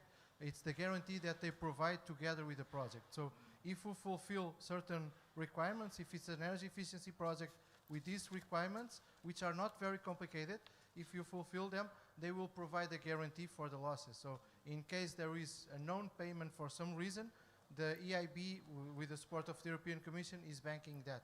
So other banks like to invest in these types of projects because they know that the first losses will be covered by this line. So this is the de-risking, what we call de-risking projects. That's right. So, and so this is a key element when it comes to, although it's sometimes not in the control of who's applying for the finance there, because this is developed by the banks and other entities, but should be something to be considered. And this is also a lesson learned for the Commission. In other forums, it's everyone is pushing for it. So no, I don't have an answer for the guarantee, but just a comment that 25 years ago, it was banks didn't know what was a renewable energy investment, let alone an energy efficiency investment, and it was uncharted waters. So it was completely impossible they were used to do business as usual only. So banks are also learning gradually that this is a good investment. So this is on the positive note, that maybe a feed-in tariff is, to answer your question, Albert, that the need for a 10-year guarantee of the price maybe it's not there anymore, or it's less. I mean, of course, there are fluctuations and all sort of crises, but there's a reason why there's not a guaranteed price anymore. Perhaps one last addition, adding to what George also said about the EIB. We did, with the secretariat, reach out to the EIB, talk to them, and the main message was you need to aggregate, because they don't do little projects, they work through counterparties. So basically a bank needs to bring X amount of projects together, at least 20 million altogether, and then the EIB says, okay, we can take, we can de-risk that portfolio of projects of that platform. And that's something that, keeps playing in my mind, because, we're working with 30 islands. We know there's many investment projects going on. If we would pull that together, that could be an interesting portfolio, but it is also very difficult because each of these, as we have been discussing, is in a very particular situation, so you might not be able to aggregate them. Anyway, just to add to the complexity here, and we're going to simplify it through Søren. No, I'm just suggesting a thing here, because this is fighting on the market, on the liberal market, with other stakeholders or other investors. And if you can kind of get 30 islands together, you can make a very big investment portfolio that could be interesting for pension funds or capital funds. That's one argument. But the other argument is that we might be too small to be interesting for the investors market. So what we are looking for in Denmark right now is kind of answering your question. Instead of having our own investment in a guarantee, we host projects that is so big that we cannot handle them. But the rent for this is a percentage of the profit. So we have a profit per, a profit per kilowatt hour that will fed into a local green fund, development fund every year, which means that you have money you can use locally based on this also. So that's kind of an agreement to host a big capital investment fund project, kind of an offshore or a very big project that you couldn't handle locally, because technology has risen and they're so big now, scale is totally out of reach for many of us in this also. So we need to make a new agreement, kind of a green investors fund that is basically a rent for hosting a project. And hosting means having it on your premises. Absolutely, yes. That's also, exactly, that's a good point, because if you develop these funds that can be owned by the community, so if they are revolving funds, that means that every profit that you get from what you are doing comes back to the fund, so you are always able to invest, reinvest, and bring to the ground the small projects that usually you don't get funded through elsewhere. You can finance those, or more risky, or for some different reason you can finance those through your revolving fund. Of course, this is easier to say than to do. I know that for him it's very easy to do, but it's easier to say. But this is the types of approach that we are really aiming to provide feedback to you. So, and that's coming to the part of the roadmap here on the marketplace, and why are we having this discussion? So the reason that we are having is trying to understand, and now we will send another question to you, but before that, what we are doing is this part of analyzing, comparing what is in the market in terms of marketplaces, how we can develop the types of recommendations to activate this marketplace at Clean Energy for You Islands, and then activate it with bringing to table investors or not, depending on what is needed. So the idea here is understand what is needed. So based on this conversation, I have a question. If you could, expect for the moon or wherever you could ask here, what kind of expectations would you have from a marketplace, from a place where you can get the information?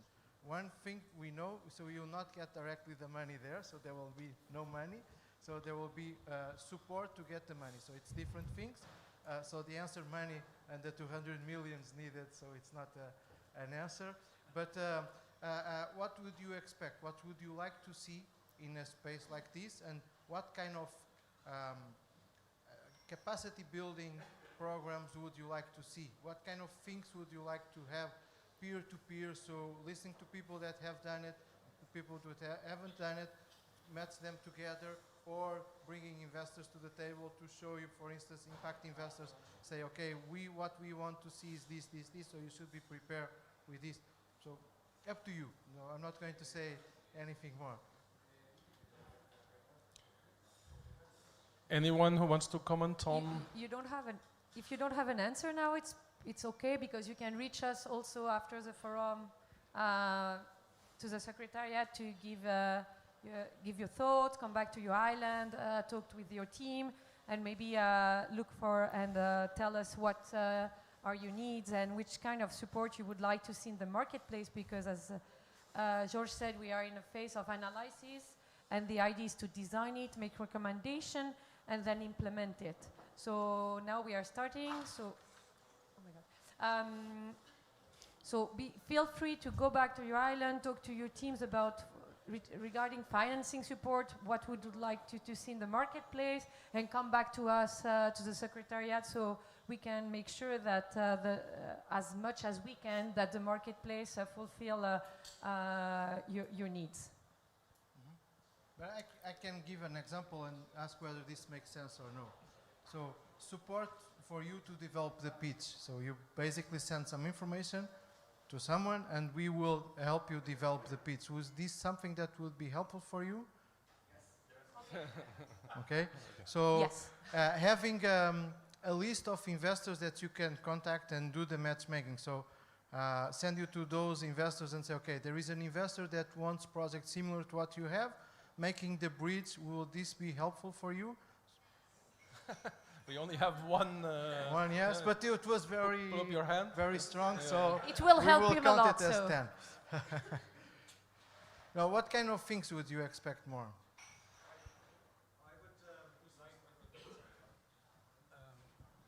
I would envisage a system that gives power to the communities. You know, like what are the various models where you maximize the involvement of the community funding first and give them priority to buy in.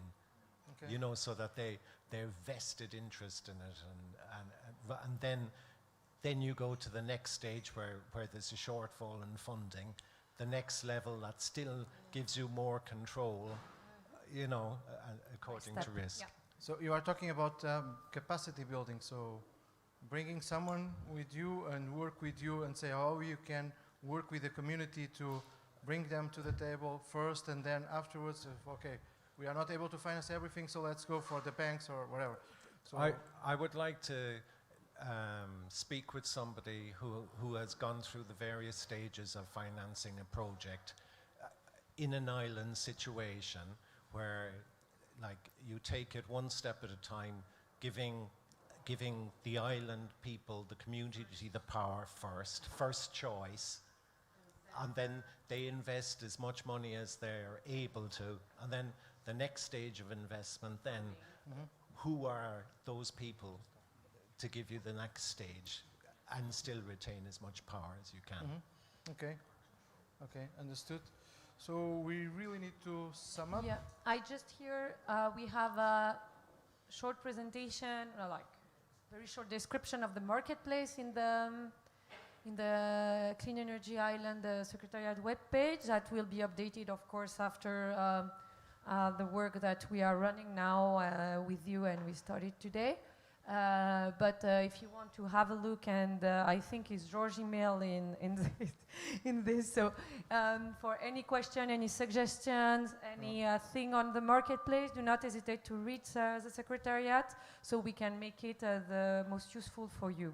And you don't even need to elaborate a lot. Just bullet points. Say, okay, I have this idea. Would this make any sense to you? And I will come back to you and say whether it makes sense or not, and how we can help you. No. No. Don't. Now, thanks for that, and thanks, Amandine and George. The logic is we want to get to 100% renewable energy. for that, things need to be built or transformed, or something must change on the ground. And for that, we need money to be able to put in those new installations or new characteristics of buildings and so forth. So that's where we're coming from, back from the 100% all the way to now. We are designing projects. We are looking at options. But, we within the secretariat we cannot give you money to do that. So we will need to look together for money. And that's with the discussion that we've just had, that's where we'll be aiming at. And that's what we call activating the marketplace. The marketplace is a concept, but what we want to do with you is to make it active and say, look, great project, there is money in the world, we'll find some that comes to us, and do that. Active Great. and relevant. Yeah. Very good. Also, Soren can be an investor. Yeah. Good, thanks. Thank you so much. Thanks. We had this morning 3 very interesting group discussions, exchanges from island to island, and experts, and I've done a little round of all 3, and it was endearing to see how involved everyone was and how active. So that's already great. But now we had said that there would be rapporteurs of each of the groups. So I would invite the rapporteur of the group on stakeholder, the serious game, it was called, to come forward and give us the well, I'm not going to say summary because that sounds so technical, but the impression, the experience of this morning. Thank you. Yes, I'm Albert Orling from Ven Island in Sweden, and I took part in this really interesting and fun workshop where we were divided into groups, then given roles on the fictitious islands of Zelonia, where a major photovoltaic plant is being planned to be put right next to the national park, or in the national park, close to a beautiful forest and the habitat of the Zelonian crest swift, very rare, beautiful bird that is like dear to the Zelonians. And we were all, I think we were 5 or 6 groups, and in each group we were given roles as a land user, a farmer who was living off this land where they were planning to put photovoltaics, and a hotel owner, a property real estate owner, a mayor, and the project developer who was assigned to realize the project and was going to like invest and make it happen. And then we were all given a bit background on each sheet and told to like get into this person and play this character and become this person. And then we were set to have a meeting about this project and what to do about it, and each one acting on their interests, and some of them obviously advocating a lot of their own interests, and others maybe more in a diplomatic position. And I think it was a really successful exercise, because it to me it seemed quite realistic what happened. I mean, people, first of all, the great acting from a lot of people here. I think the farmer land user in one of the groups, he should have some sort of Oscar or something for his stubborn, or sort of. No, but then also what happened was that the interests played out quite realistically, in the sense that you had NIMBY attitude among some stakeholders, why here this, and don't come and mess up my business here and with your, and what is this about anyway? And then you had the very crass, realistic developer point of view. Yeah, we can look at alternative options, but that's going to cost money and time, and in the end, that's going to be paid by the electricity bills, by you islanders. Are you ready for that? And then mayors trying to think about the next election votes and not running over too many citizens, and then the tourist industry thinking about, how does this affect my clients and their will to come to our island and so on. And and I think, I don't know if any group arrived at a perfect consensus or a deal, but there were different solutions, really. There was a group where the majority pretty much decided, no, we're going to do this, and the land user, the farmer, would just, no, I'm going to try to block this, and it seems like it came to a real hard stalemate. And this thing can happen, and there were also groups where there was a compromise, and there was groups where, for example, also quite realistic outcome probably, that you agree on looking further into various options, and during the role play, suddenly there were news thrown in from the moderators that, okay, now there's suddenly this tender going out, and you can apply for money to do, somehow, if you're fast, you can get more money for your project.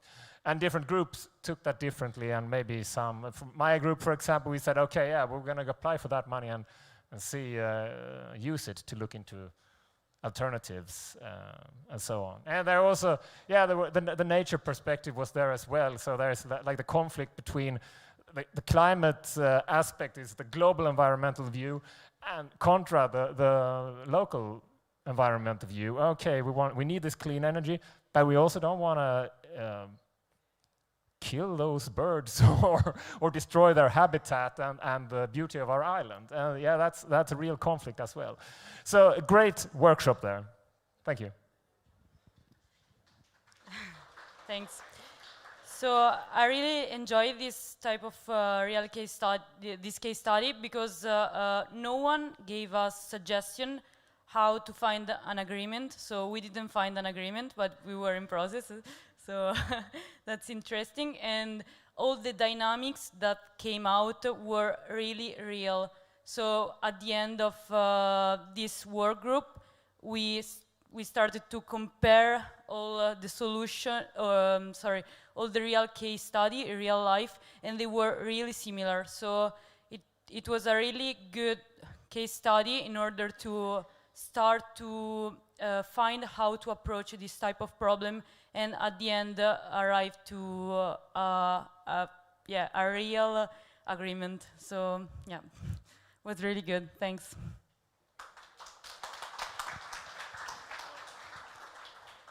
So, and I'm wondering if you could choose to be one of the actors, so which one would you have liked to be?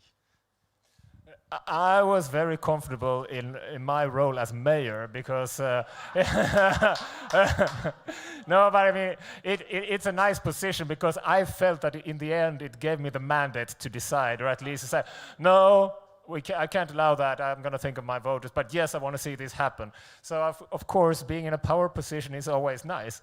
Great. I sense a political aspiration has emerged here. Yeah, so, and you, whom would you have liked to be? I was the project developer, and so I tried to push the mayor and the owners of the land to find a solution really fast, because the time is not so much. But they were like, okay, I don't trust you, why you want to do the things so fast? And I was like, yeah, but it's for your interest. We have to ride this opportunity. And so I think what was really important is it was to find communication and trustness, and find some leaders about the community in order to foster the interest. And I think the main point was to find a solution that it's really difficult, that where everyone has interest too, and even the our owner of a land can be an obstacle in order to find a solution. So everyone has to be positive and want to do this change. Okay, thanks. Thanks, yeah. The money needs to be spent before 2026 if it comes from the recovery fund, so it's a real life argument. Great, it seems to have been great fun and also very instructive, so I think it's a nice template that perhaps also when you go back to the island and you want to bring some stakeholders together, it can be an option to do that. Anyway, thanks. Thank you very much. So, the group about energy efficiency, which was playing here, or playing, discussing, talking. So, yeah. I think I'm the only moderator. Okay, good. You want me to hold that? Okay, I was in the group. It was a total female dominance of this group. Yeah, it was, and it turned out that they selected 2 men to be the rapporteurs to do the work. Yeah, so typical. We had Amandina as a fantastic moderator. We have fantastic presentation of Marianou for BPIE and Cristina from Politecnico di Torino. Marianou, she talked about the benefits of energy savings as the important issue, and she documented that a lot. And then also we had Cristina telling about a very interesting case that we're going to see later on today, how they want to make energy savings on the traditional architecture here on the island. That was quite interesting, so we'll see more about that later on, I think. Yeah, a site visit, yeah. And, but I don't want to talk too much about this presentation, more the discussion. And the discussion, and you can maybe supplement me, and the discussion is that we talked about that, you know, it's good economy, that you need to have energy savings, but you need business models. And you also need kind of organizational structures to facilitate these as a kind of aggregator function, which is not often there. So therefore, many times, although there are so many good economy, there's a lot of benefits, it's not done anyway. So we talked about well, how can you do about these challenges? And one of the challenges mentioned also is to have the overview what to do. Simply have to have this guidance of what to do. And the other one is also to have somebody that you can trust in the process of trying to implement these things. And there, of course, then the idea of aggregators. I mentioned, for instance, examples that in the Danish social housing sector, which is 17% of all housing in Denmark, then we have revival funds made by the tenants. And then you have an organizational framework of the social housing company, which are all cooperatives. They are not public owned. That works very well. So the whole Danish social housing sector is being renovated, and we are swimming in money. Money is not an issue because they have put up these funds already. And then you have a structure that can be an aggregator in the process.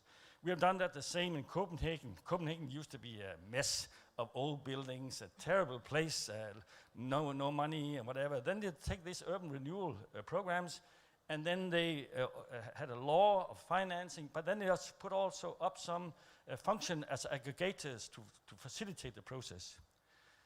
The islands are in a similar situation with weak organizational structure, lack of capacity. So what you need to do to realize all these things is to try to do the same, for instance, as Copenhagen did. The people in the outer regions in Denmark are very angry because then Copenhagen got all the money and all these things. So now it's time for the islands to get all this money and all these aggregator function up and running. And that costs a lot of some money. And that also takes a kind, but if you don't do these kind of things, then nothing will happen. I think so. I can also hear all these barriers you're mentioning. Then also, yeah, Greece, you can talk about that. There was a lot of interesting things from there. lack of comfort, poverty, and things like that. Yeah. So you will have the microphone now. Yeah. Yes. Hello. Hello from me also. I just want to supplement that the first thing to work on during design for renovation is to lower the needs. Okay, so you have to lower the needs of energy of the house for cooling or heating, okay? And then you go up the stages to install different materials and different, how do you say, heat pumps, photovoltaic, yes, stuff like this, okay. Another thing that, at least in Greece, we are a little bit back. It's that those aspects need to be implemented in some kind of code. Okay, we have a very nice anti-seismic code, we have very nice renovation code, but focusing on the safety and stability of the structures. But our energy efficiency code need to be refreshed, okay, based on the very first assumption we said. Okay, this is one thing. And another thing is that we are now in an era that we have plenty of new materials, fantastic materials. Okay, but we have no certified workers. So at least we, as a technical chamber of Greece, are trying to make some, to establish such a procedure to certify workers and to certify designers for this stuff. I believe that those three aspects are very appropriate, very not appropriate, very relevant. It should be, they should be implemented in order to have a positive result. Okay, thank you very much. Thank you. And I think we need to continue now with the last working group. Now that's going to be easy because they summarized at the end of the session in one word. So, yeah, 20 people, but so pick some words, I would say. No. You're gonna, yeah, you bring bring the goodies. Good. Yeah, so I think this, workshop was very, very well run from the beginning, I have to say. So I'm going to steal this and bring this part home with me. I've never, maybe other people here are familiar with it, but it was the I do art. And it was I, which is the intention. It was starting off at the beginning of the meeting. It was setting the intention of the meeting. What was our goal? What did we want to discuss? What did we want to have from the end of the meeting? We also then wanted the do, so that was the desired outcome. So what did we want to leave the meeting with? And it meant that everybody in the room, everybody was really clear on exactly what we were there to achieve and what we were there to do. And I think that that's something I would use now when I'm talking to other stakeholders, different groups, bringing different groups together. It might have been useful for the people in the first workshop when they were bringing all the mayor and the developer and all the people together to use something like this to make sure that, and this one I really liked, which was the roles and the rules. And that meant that everybody we had one moderator in the room, and then everybody else was a participant. So everybody had an equal status. The power of certain people, like the mayor or the different people, didn't come into play. And once that was stated, like you said, once it was stated at the beginning of the meeting, it felt that everybody had an equal opportunity to speak and that their opinions were just as valid as one another. So I really, really liked the way that we did this. So we discussed in our workshop the 4 hot topics, I suppose, for all of our islands. And we're really, really lucky on islands that we have these beautiful places that we live, places that are,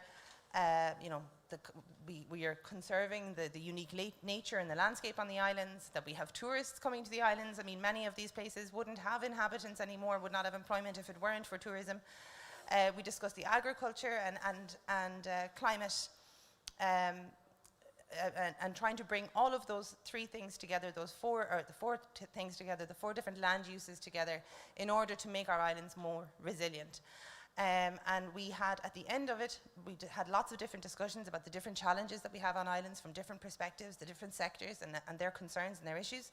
And in the end, we went around and we made some recommendations. And this is our list of recommendations here. So we needed an open structure, which was ownership of a plan. And we talked an awful lot about planning. We had two fantastic presentations at our workshop to begin with, which discussed the planning. And then we had one from the nature park here on Pantelleria, which discussed the challenges that they're having at the moment. And I think that was something that resonated a lot with all of the participants in the meeting. We then had what was the local problem or the concern, which was the why, and why are we doing it? Why do we want to bring these different elements together? Why do we want to change things, and why is it important that we do this work? Then the other one was establishing a local green fund. I don't think that one needs an awful lot of explanation. That is something that would be hugely transformative and hugely helpful to all of our groups if we had a local green fund to better our communities, to strengthen our communities, to help us to develop more projects and make the islands a lot more resilient. And then we talked about this thing of from why to how. So it was, we said maybe go with the why first and explain why, but also instead of asking can we and we want to do this and getting a no answer back, was going to the municipalities or going to the different bodies and asking them how it can be done. So I think it was Lucia was talking about, going to the grid and they're saying no to all of these different projects. But instead of asking them and saying this is what we want to do, to ask them how can we achieve it? What do they need? What has to change from their perspective? I think as a community, we're certainly guilty on the Aran Islands of seeing things from our point of view, and maybe because we're not the technical experts, we don't understand the complexities of what we're asking for and why it's not so easy to just do what we're asking or to let us, install what we want to install. And so it's important to hear all of those different voices and to understand exactly how everybody can achieve it. And then we talked about this thing of thinking in silos, and maybe in one body in one municipality, maybe they're not joining up the thinking between the planning and between the environment sections and between the different groups, and that those we talk sometimes about like the left hand of one organization doesn't know what the right hand is doing, and we need to stop that. We need to ensure that when we're discussing our islands or different community groups, that the people who are making these decisions and who are putting together these policies are all talking to one another, because at the end of the day they all have an effect on one another and they're interdependent. And then one of the recommendation that I made, which I think is really important, is making special allowances for islands. So one of the things that we have on the Aran Islands is about 75% of the land on the islands are special areas of conservation under the Natura 2000 guidelines. And one of our goals as a cooperative is to protect the biodiversity of the islands, to protect the nature and the habitat. So we don't want to just disregard all of that. But I don't believe that those Natura 2000 guidelines were established to drive people away from the islands and to stop us making any progress on the islands, to hinder the islands' resilience at all. I don't think that was the intention, but I think when you are coming up with a policy and it's a blanket policy for all of Europe or it's a national policy, things work very differently on islands and they have a different impact on islands. And then that came into Camille's point, which was island proofing, I suppose, a lot of the different policies. So they have a thing in Scotland, she might be able to remind me of what it's called, but it's the impact. Participative. The island impact. Sorry? Yes, so the island community impact assessment. And I think that this is something that I would love to see being implemented at home and across all the different islands. So when a policy is implemented or when a policy is written, I think we need to look at our islands specifically and see how will that affect them, because what works in Dublin City, for example, or in Galway City is very, very different on the Aran Islands. And at the moment, certainly in Ireland, we have these blanket policies. I think, in my own opinion, that the municipalities at home don't feel that they're allowed to make special allowances for the islands. I think they need to have something telling them from above that this is something that they should do, because maybe if they're making these special allowances for island communities, they will upset mainland communities who obviously have much stronger voting power than what we do. And so I think that needs to be something that's made very clear, that we can have special rules on the islands, that we can make certain allowances, and that we don't have these blanket things being implemented. And then the one that I skipped past here was rules for incoming tourists. So we did an awful lot of talking about the tourists and their the negative impact of them on the islands, but also the benefits and how they're, at the moment, keeping a lot of the economies on all of our islands going. And so we need to be very cautious, I suppose, about islanders coming in and buying, or tourists coming in and buying lots of property, and not understanding the goals of the community or the feeling of the community when they're not living there all year round. They may not have the same understanding of the issues that are affecting the year-round citizens. And obviously, the more of these summer properties that are purchased, and the more of those types of residents or owners on the islands there are, the stronger their vote and the stronger a say that they have in what happens on islands. And that's very, very difficult for year-round citizens to accept. And you know, there's a real need to start to integrate these tourists and maybe holiday homeowners into our local communities. And I hope I haven't forgotten any of it. If I have, it's his fault. He wrote the list, so it's his fault. Maybe special planning is a tool that could help find solutions. Yeah, absolutely. So I think we highlighted at the very beginning of the workshop how the planning was so integral to it, that without a plan that we're just lost and we're kind of floundering. So there was an awful lot of talk about how that was done and the engagement process of making the plan, and that was really, really useful as well. Hopefully Great. that's everyone. Yeah. Well, yeah, it works. Yeah, that was slightly more than one word, but it was very, very enlightening, very interesting to listen to. So. The last word of today, before we go to the site visit, will be for our head of unit, Alejandro. But before, I would like to say a big thank you. Thank you for all of you to be here, obviously. But I also want to say a big thank you to the team. So the team that made this happen, because I jump here on stage and and say a few words, more than one, unfortunately. But so I want to say thank you to the technical team first.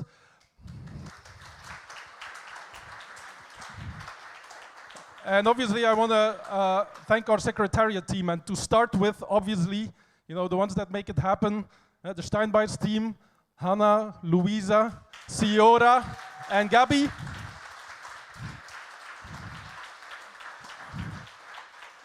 Whom I don't want to promote too much as the best event organizers in Europe, because we don't want to lose them.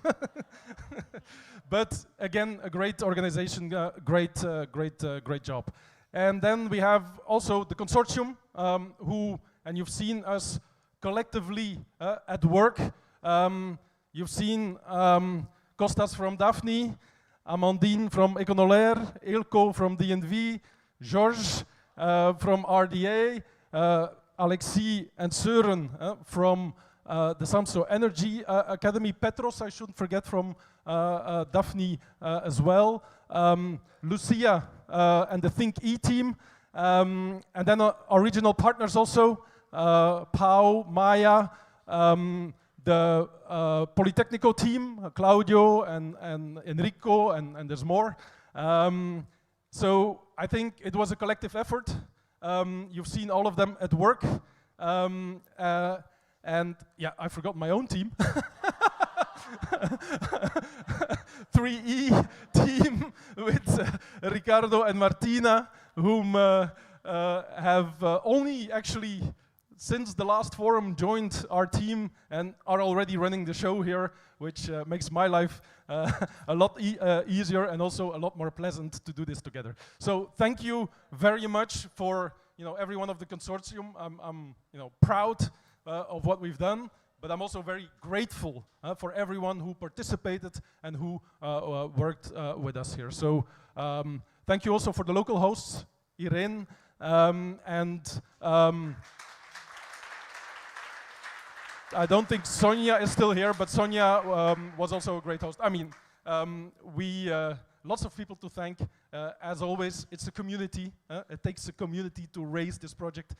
So very happy with that. And now I'm done talking. You won't hear me anymore.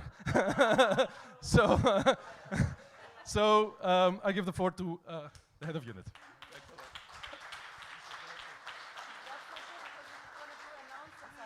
Thanks a lot. Thanks a lot. Good afternoon to everyone. So the good news or the bad news is that now I have to wrap up this super interesting forum today.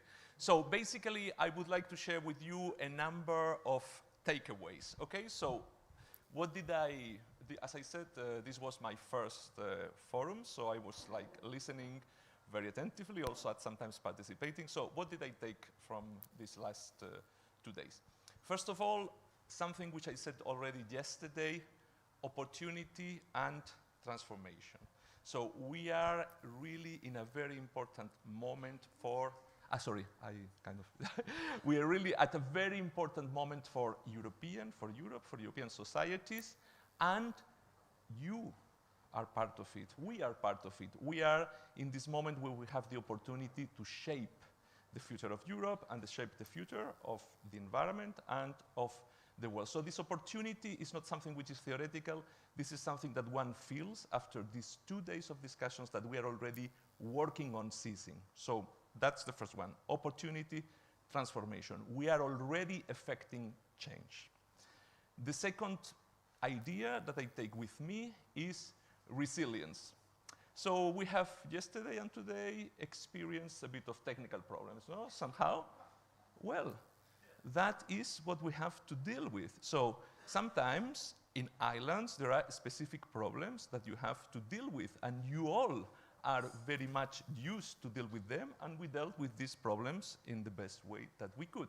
And that is exactly how we should go about policy making and policy implementation, so that our societies are resilient in the same way as your islands are resilient. So that's my second takeaway from the seminar, the importance and how we are working together to have a resilient society in the islands, and by extension, building on that example, in the whole European Union.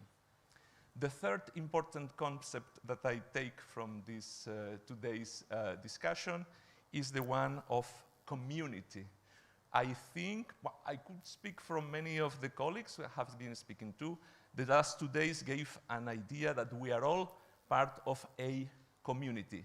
I'm impressed by the different backgrounds, the different points of view that were expressed in these last 2 days.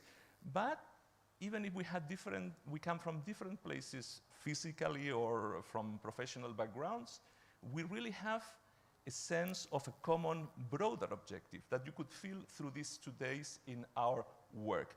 So I'm really very happy to have been part of that community, and I would really like to congratulate all of you for that sense of community, because this is really what we need, working with each other, supporting each other, and learning from each other. This is really a very important part of the process, and I think this today's forum has been an important part of that community building and working together. Then the fourth element, which for me is very important, is that your work in your different areas of expertise really puts people at the center. I have been working many years in the Commission, in the European Commission, in different positions, in different policy areas. And I have seldom seen in such a small amount of time, in 2 days, how so many important policy areas got together and were integrated in such an efficient way as they are in the work that you do in the islands. That, from the energy perspective, of course. We have been talking about renewables, about energy efficiency, about offshore, about finance, about smart grids, about security of supply, about hydrogen. There was a very interesting discussion yesterday about hydrogen. And what is, for me, really important, it is in your islands, which mostly are small and where resources are often limited, that you work together to bring all the policies together, because that is very important. We will not achieve our broad policy objectives working on silos. This is something which was said a moment ago. We can only achieve our policy objectives if we bring all the different policy strands together. And that not only goes for energy, which is already impressive enough, that goes for the broader policy objectives and related to energy. During these 2 days, we have been talking about agriculture, like this morning. We have been talking about health. We have been talking about employment. We have been talking about fighting and eradicating poverty. We have been talking about mobility. We have been talking about protecting the heritage, the European heritage, the cultural heritage. So all these things are related, and what we need to make sure is that we achieve the necessary synergies. And here, again, I am impressed by how this is already done in the islands and how this can be taken as an example for policy making and implementation at European level. And I mentioned European level, that's my fifth concept, EU, European Union. That was really the fantastic thread that underpinned the discussions that we had yesterday and today. I have been impressed, and I must say, sometimes even overwhelmed by the amount of inputs, by the amount of references to projects, to EU processes, to EU funding, to EU results that we have been talking about. And what was very important for me was the results, because yesterday I said that Brussels is more about the processes and more about the policy making, but the results happen on the ground. And in all these days, we have been able to hear from all of you how you are already achieving results, which are results for your communities, for your islands, but who are results of the EU policy, and very good results. Of course, these results don't happen from one day to the other. It is difficult, and you have to work hard to achieve results. And for that, you need capacity building. That is something that I also understood. And not only you need capacity building, you need to overcome quite a few obstacles, and you need to find quite a number of inputs to achieve your results. And for that, you have very good help, and I am very happy to say that one of the tools to achieve that is the Clean Energy for EU Islands Secretariat and all the team. We have been hearing, and we heard from Martina and Kostas this morning, we heard from Amandine and Georges this afternoon, how the Secretariat can help you all to achieve very specific results in your work, because it is not easy, but you have the help. And Georges was standing here and asking, what do you need? So that is the question. Do not hesitate to say and to ask, what do you need? Because the Secretariat is there to deliver what you need. Speaking about the EU still, one important element is funding. There have been a lot of references to funding in the 2 days of our work.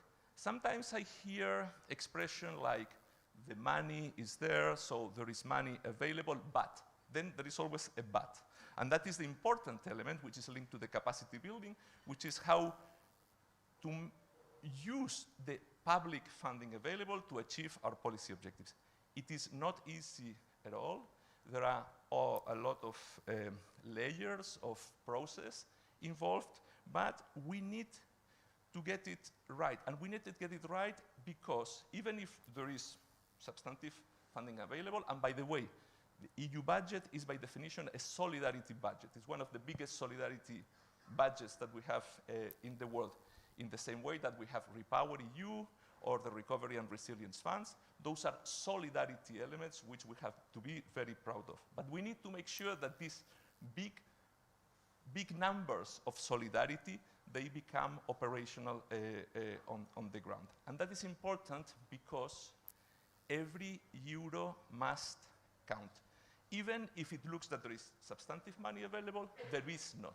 There is fiscal pressure, and public administrations, they really cannot afford to fund many things. So we have to make sure that every euro that is spent meets as many objectives as possible. So if we spend a euro in sustainability, this euro hopefully is also conducive to better social policy. This euro also contributes to protection of heritage, to fighting against poverty, etc. So let's make every euro count, and that is very important because at this moment, in the EU, something very important is happening, which is the discussions on the next EU budget. As you know, the EU budget is multi-annual, and there one can realize that there is a competition. So there are many policies to fund, and it is not possible to fund them all, and we have to find ways, therefore, that with as little money as possible, we achieve as many results as possible. And here, by the way, I would like to add two elements which are important. One of the things that we need to focus on where the input of islands is really important is that of dealing with the climate risks and adaptation.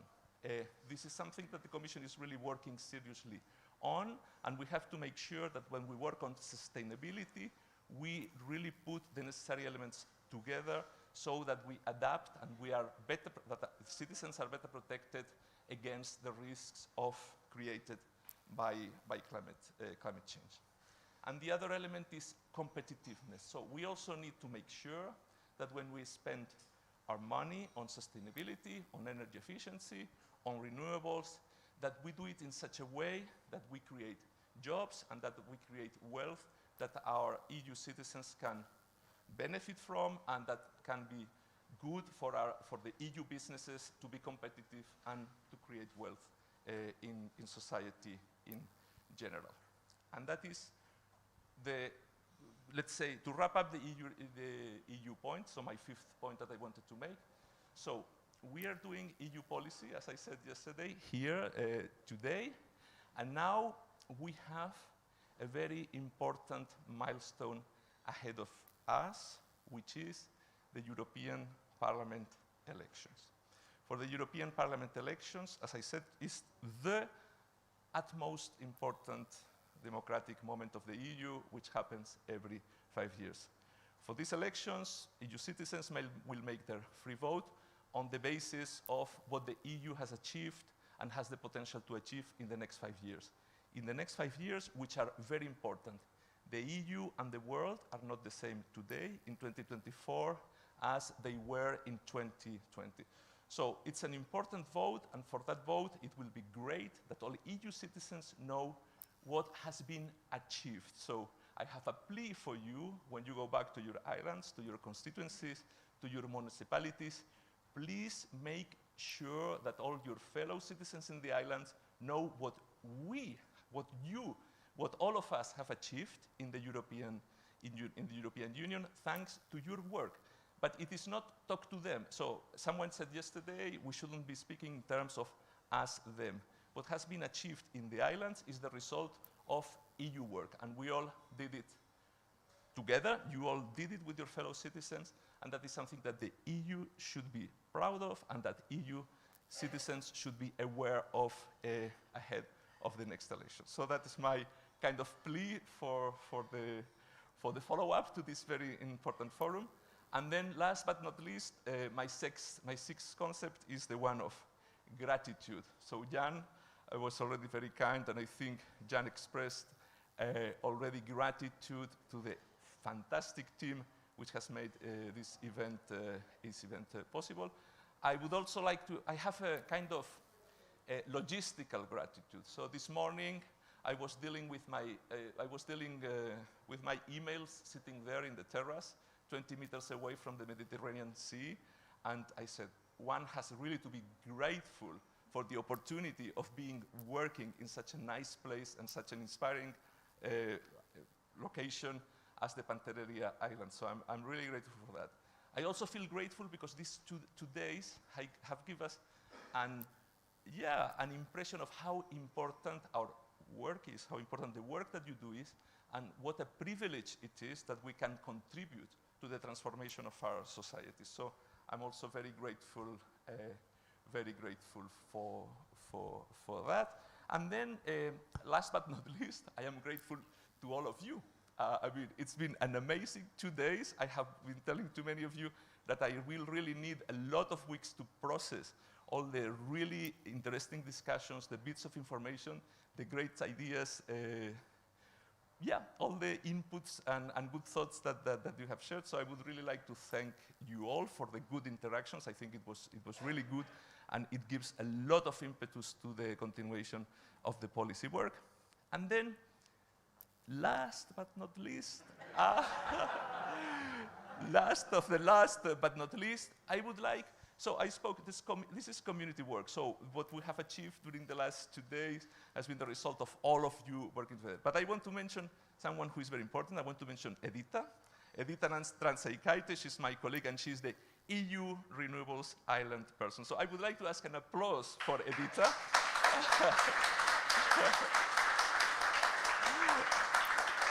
So thank you very much. Thanks a lot. Thank you. I just say, sometimes I'm getting emotional. And as Soren said, 3 years ago when I came to Rhodes, I've got an island bug installed in my head. And every time I come back and I meet you, I get new upgraded version reinstalled. And yeah, every time I go back to the commission, I think all my colleagues know that I'm the island in heart, and I'm speaking for the islands, and in everything, now I see first islands, then a bit of my native Lithuania, and yeah, I'm kind of really your spokesperson and your copy, and each of you when I go back to Brussels. So I love you, I really enjoy my work, and you actually give a sense to what I'm doing. Thank you.